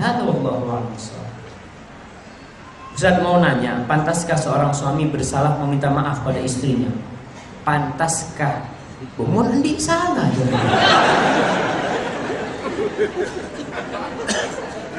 Apakah suami yang meminta maaf kepada istri akan menurunkan derajat suami? Wallahi kalla. Kata Rasul sallallahu alaihi wasallam, "Wa ma zadallahu 'abdan bi afwin illa izza." Allah tidak akan menambahkan seorang hamba dengan dia minta maaf kecuali kedudukannya lebih tinggi. Di masyarakat kalau minta maaf, situ mau minta maaf rendah situ. Iya. Dalam Islam tidak. Seorang yang minta maaf karena Allah, dia akan tinggi derajatnya. Allah yang akan menambah kedudukan dia. Maka seorang suami yang minta maaf sama istrinya, minta maaf. Kenapa tidak minta maaf? Dan katakan kalau istri lagi marah macam astagfirullah wa atubu ilaih, kita orang minta maaf. Selesai. Tapi kalau kita, benar saya salah. Mari, tunjukkan deh. Tunjukkan deh. Itu perkara mau bertengkar kalau sudah suruh duduk dulu. Enggak, sudah katakan minta maaf. Dan Rasul sallallahu alaihi wasallam mengatakan, ana za'imun bi baitin fi rabadil jannah liman tarakal mira'a wa in kana muhiqqan. Kata Rasul sallallahu alaihi wasallam, aku menjaminkan sebuah rumah di pelataran surga bagi orang yang meninggalkan perdebatan walaupun dia benar. Dia benar, dia katakan, iya ana minta maaf. Baik itu suami atau istri. Kalau istrinya yang marah, suami yang minta maaf. Kalau suami yang marah, istri yang diam, minta maaf. Kata Abu Darda, dia berkata kepada istri, ya Ummu Darda, idza ghadibtu faraddi wa idza ghadibti raddaitu. Hakada tasirul hayat. Kata dia, wahai Ummu Darda, kalau aku lagi marah, engkau bikin aku enggak marah. Kalau kau yang marah, aku akan berusaha bagaimana engkau enggak marah. Begini kehidupan baru bisa jalan. Tapi kalau saling gengsi, suami gengsi, istri gengsi, maka nggak akan ketemu jemaah. Hidup ini, rumah tangga ini sebenarnya ya tadi saling melengkapi kita ini. Allahu. Bismillah, assalamualaikum Ustaz. Waalaikumsalam. Kenapa orang tua kita melarang kita menikah dengan orang yang bukan Arab?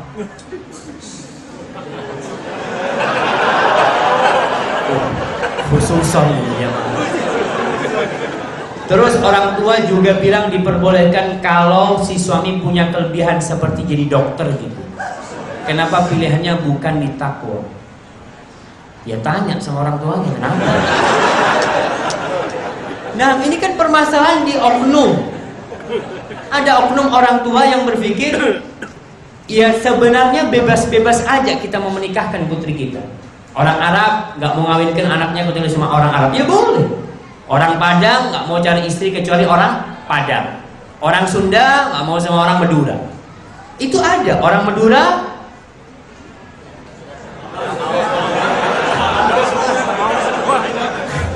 Bebas, ya mungkin ada yang seperti itu. Tapi ada tradisi-tradisi itu orang tua nggak mau anaknya Madura nggak nak, keluar dari Madura nak.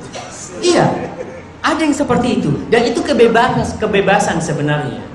Cuma Rasulullah SAW itu memberikan arahan. Oke, kau kepingin ngawinkan sama orang Arab nggak apa-apa. Tapi ingat tetap agamanya yang menjadi standar. Umpamanya nih lakinya, anak mau laki orang Arab, taib, nggak apa-apa. Tapi tetap yang nasihat Rasulullah SAW adalah idza ja'akum man tardawna dinahu wa khuluquhu.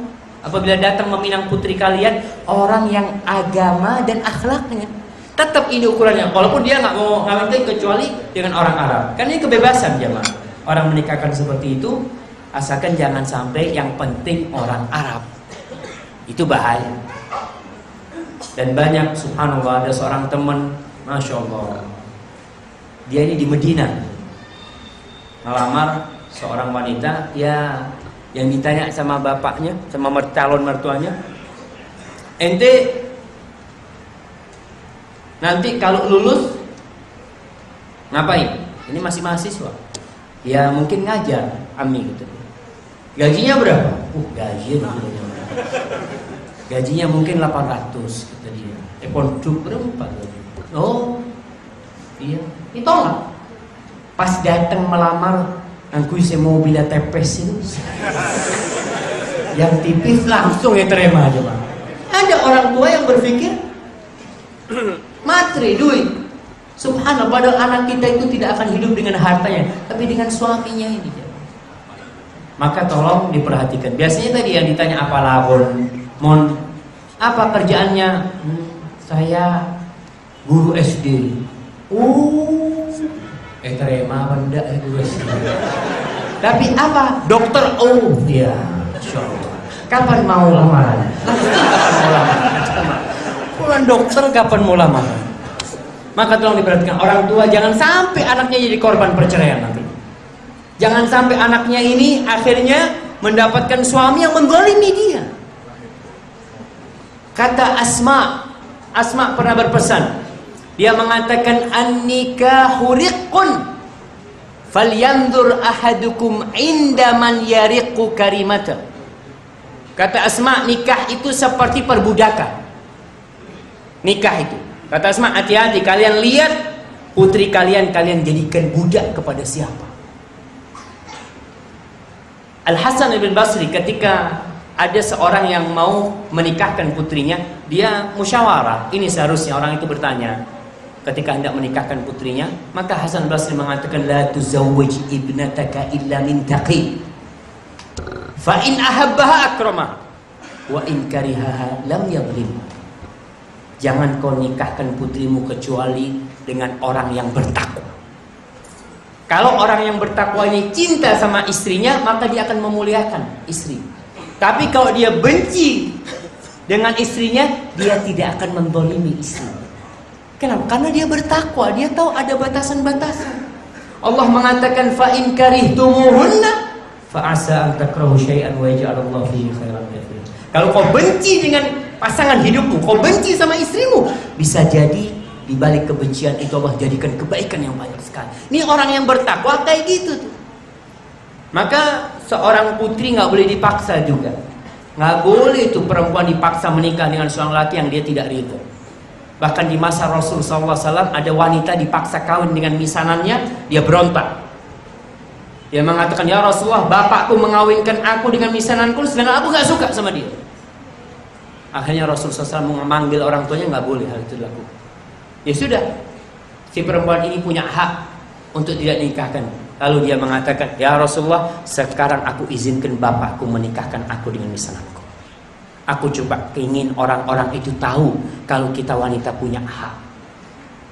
Tidak sembarangan, Islam itu memuliakan wanita. Jikalau kita disuruh untuk memilih pasangan yang baik, santun, sopan, dan sebagainya, bagaimanakah nasib orang-orang yang tidak berpendidikan? Apakah kita biarkan mereka janda? Berumah. Jikalau kita disuruh untuk memilih pasangan yang baik, santun, sopan, dan sebagainya, bagaimanakah nasib orang-orang yang tidak berpendidikan? Apakah kita biarkan mereka janda atau kawin sama janda? Hah? Wallahu a'lam. Ana nggak paham nih jawabannya. Tapi yang jelas kita itu memilih bukan yang berpendidikan tinggi, tapi yang beragama baik. Berpendidikan tinggi seorang doktor belum tentu mengerti cara sholat yang benar. Nah, seorang profesor belum tentu dia tahu bagaimana hukum-hukum tolak. Tapi yang dipilih adalah orang yang agamanya baik dan akhlaknya mulia. Agama baik ini tidak ikut level apa? Strata 1, strata enggak. Ada orang Masya Allah dia nggak punya gelar. Dia cuma belajar di masjid ngaji, di pesantren dia ngaji, tapi akhlaknya mulia, agamanya baik. Kawin, walaupun tidak punya gelar apa-apa. Tapi yang jelas yang kita pilih adalah orang soleh yang kiranya bisa memberikan nafkah kepada anak kita. Assalamualaikum Ustaz. Waalaikumsalam warahmatullah. Apakah pantas jika istri membantu pekerjaan suami seperti berjualan makanan dan lain-lain, karena syar'inya wanita harus di dalam rumah? Jazakallah. Nah, Allah berfirman waqarna fi buyutikunna, tinggallah kalian di rumah kalian. Maka hukum wanita asalnya di rumah. Tapi kalau dia memang ada kerjaan yang dia harus membantu suaminya, nggak apa-apa, selama kerjaannya syar'i, tidak bertentangan dengan syariat. Asma binti Abu Bakar, siapa suaminya? Zubair bin Awam. Asma itu suaminya awalnya miskin. Asma ini membantu suaminya cari pakan onta dan kudanya Zubair, cari pakan. Dia berangkat ke kebun yang tempatnya Zubair, dia kumpulkan biji-biji kurma. Dia bawa itu, dia usung di kepalanya. Itu seperti itu nggak masalah membantu suami. Dan itu termasuk kemuliaan seorang istri yang membantu suami, asalkan sesuai dengan syar'i dan suami nggak boleh maksa pada istri. Hadza wallahu a'lam. Bagaimana akad nikah yang terjadi di film sinetron? Apa off-board juga Ustaz? Iya jemaah. Ketika dalam sinetron itu terjadi pernikahan, saya nikahkan engkau dengan putri saya umpamanya. Off-board betul ya. Wallahu a'lam. Iya, perlu dipertanyakan nih kepada ulama. Karena itu main-main dia, tapi main-mainnya itu beneran mas urusan nikah sama cerai ini. Tapi yang jadi masalah yang dinikahin bukan anaknya yang dikawinkan.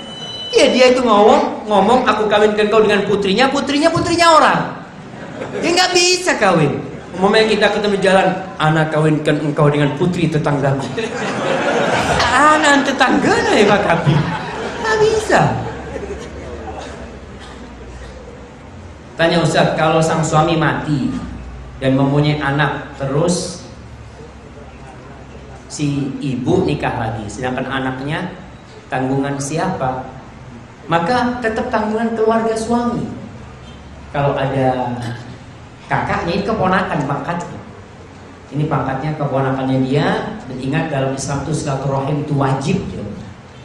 Dan ketika bapaknya meninggal, maka keluarga si bapaknya ini menanggung itu anak. Dan kalau nggak ada yang menanggung, ya ibunya mau nggak mau dia menanggung hal itu. Apakah suami baru atau mertuanya? Suami barunya atau mertuanya? Dia tetap orang tua dari si suami yang meninggal tadi. Karena ini nasabnya nyambungnya tetap ke sana. Nggak mungkin nyambung ke bapak baru itu, nggak ada. Nyambungnya ke sana. Wallahu a'lam bishawab. Ustaz, hukum khulu, istri meminta cerai, apa hukumnya? Dimana ada yang bilang sama dengan tolak 3, ada yang bilang nggak boleh seumur hidup. Iddahnya berapa lama? Tadi udah disebutkan bahwasanya khulu ini di dalam Islam diperbolehkan apabila alasannya syar'i. Maka perlu dilihat kenapa dia minta cerai. Kemudian khulu ini mengembalikan mahar, mengembalikan sesuatu. Kalau mungkin mengembalikan maharnya 1 juta, tapi istri suami kamu udahlah kasih 100.000 aku terima, itu sudah terjadi khulu. Kemudian hukumnya gimana? Kalau nggak ada alasan nggak boleh. Ada yang bilang sama dengan tolak 3, tidak. Khulu itu bukan tolak 3. Bahkan sebagian memasukkannya talak 1, sebagian memasukkannya ke fase nikah. Tidak terhitung tolak. Dan dia memang bainunah sughra, artinya terpisah, nggak bisa rujuk. Orang kalau khulu itu tidak bisa rujuk. Kalau mau rujuk harus menikah baru. Dan iddahnya itu cuma 1 kali datang bulan. Jadi yang mengatakan itu adalah seperti tolak 3 enggak? Insyaallah benar, itu yang anak pelajari. Khulu itu beda dengan tolak 3, tapi memang bainunah, tolak bain yang memasukkan, tapi bainunah sughra, perpisahan yang kecil. Kalau yang tolak 3 itu nggak bisa balik lagi, kecuali nikah lagi. Ada yang juga nggak bisa balik itu kalau li'an, saling melaknat. Mereka mengatakan fulan berzina, istrinya mengatakan aku tidak berzina. Seperti itu tidak bisa balik lagi. Tapi untuk khulu ini bisa balik dengan nikah baru, melamar baru, kalau diterima silakan. Dan cerainya masih terhitung 0 menurut pendapat yang rajih. Ada yang mengatakan dia sudah cerai sekali. Wallahu a'lam bishawab.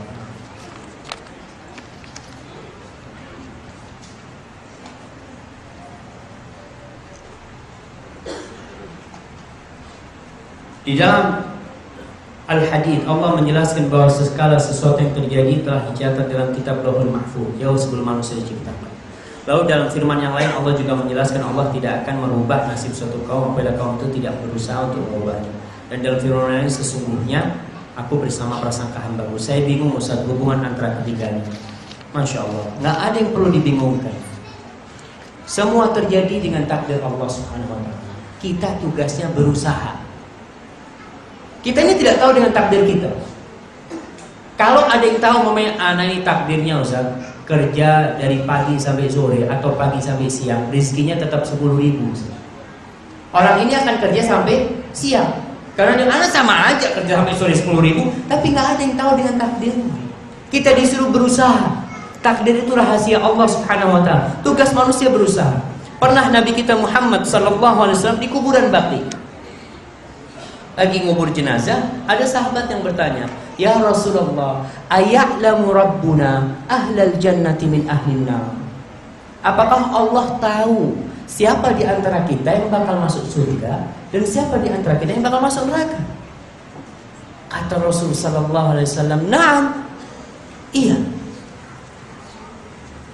Maka para sahabat bingung, terpelanjat mengatakan, "Fa fimal amal?"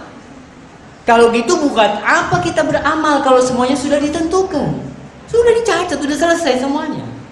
Apa kata Rasulullah SAW? I'malu fakullun muyassarun lima khuliqa lahu. Tugas kalian beramal, beramallah kalian. Semua akan dimudahkan sesuai dengan catatannya. Sakit disuruh berobat. Jangan mengatakan kalau Allah mau menyembuhkan Allah akan sembuhkan. Betul, tapi Rasul SAW pakai bekal, belum minum madu, ada usaha. Kita diperintah, tapi semuanya udah dicatat. Kita tidak perlu memperdalam masalah takdir. Yang penting kita mengamalkan. Perintah Allah kita amalkan, larangannya kita tinggalkan. Takdir Allah kita katakan inna lillahi wa inna ilaihi rajiun kalau kena musibah, dan bersabar menghadapi takdir itu. Ini mungkin pertanyaan terakhir jamaah ya. Ustaz, tiap bulan kan dianjurkan puasa sunnah 3 hari berturut-turut. Di pertengahan bulan Ayyamul Bid. Bagaimana dengan bulan Dzulhijjah yang dimana tanggal 13 itu masih hari tasyrik, yang nggak boleh puasa? Ini ada pengkhususan bahwasanya hari tasyrik ayyamu aklin wa syurbin, kata Rasulullah SAW. Hari tasyrik itu hari makan dan minum, maka nggak boleh puasa. Orang yang biasa puasa tanggal 13, 14, 15 jangan takut. Ketika dia tidak berpuasa tanggal 13, Allah sudah mencatat pahala buat dia. Karena dia biasa puasa. Namun boleh menggantikannya. Jadi nasihat Rasul SAW kepada Abu Hurairah. Beliau mengatakan alaihi salatu wassalam, Abu Hurairah mengatakan radhiyallahu taala anhu, awsani khalili bi thalath. Kekasihku mewasiatkan kepada aku 3 hal. Yang pertama, an utira qabla an anam, agar aku witir sebelum tidur. Wa an usalli rakaatay duha, agar aku salat duha 2 rakaat tiap hari. Wa an asuma thalathata ayyamin min kulli syahr, agar aku puasa 3 hari dalam sebulan. Bermakna 3 hari dalam sebulan ini tidak harus yang 13, 14, 15, nggak harus. Kita bisa jadi ambil Senin, Kamis, Senin. Atau kita bisa ambil umpamanya Senin, Selasa, Rabu. Bisa. Yang penting 3 hari. Namun yang paling utama kalau bisa 13, 14, 15. Tapi jangan sampai ya Allah, ana lupa kalau tanggal 13 nggak puasa. Akhirnya puasanya cuma 14, 15. Boleh dia puasa di tanggal 16-nya, bukan karena kemuliaan tanggal 16, bukan. Tapi karena untuk melengkapi jumlah puasanya 3 hari. Hadza wallahu a'lam bishawab. Para jemaah, apabila yang ana sampaikan benar itu dari Allah Subhanahu wa taala, kalau ada yang salah dan kurang berkenan itu dari diri saya pribadi, Allah dan Rasul yang terbebaskan dari kesalahan itu. Ini ada hadiah terakhir ana mau kasihkan kepada peserta paling tua. Ami berapa Ami? Hah? Berapa Ami? Belum polo? Zaid 80, 85. Ada yang di atas 85? Nggak ada sudah jam. Berarti buat kami ini. Baik. Apabila yang anda sampaikan benar itu dari Allah, kalau ada yang salah dari diri anda pribadi, anda mohon maaf yang sebesar-besarnya. Subhanakallahumma bihamdika asyhadu an la ilaha illa anta astaghfiruka wa atubu ilaik. Wa sallallahu ala sayyidina Muhammadin wa ala alihi wasallam. Wassalamualaikum warahmatullahi wabarakatuh. Alhamdulillah. Semoga ceramah ini menyejukkan hati dan menguatkan iman kita. Jazakumullahu khairan telah menonton. Yuk, like, share, dan subscribe channel ini agar Allah membalas kebaikanmu. Follow kami juga di media sosial lainnya. Link di deskripsi ya. Sampai jumpa di kajian berikutnya. Wassalamualaikum warahmatullahi wabarakatuh.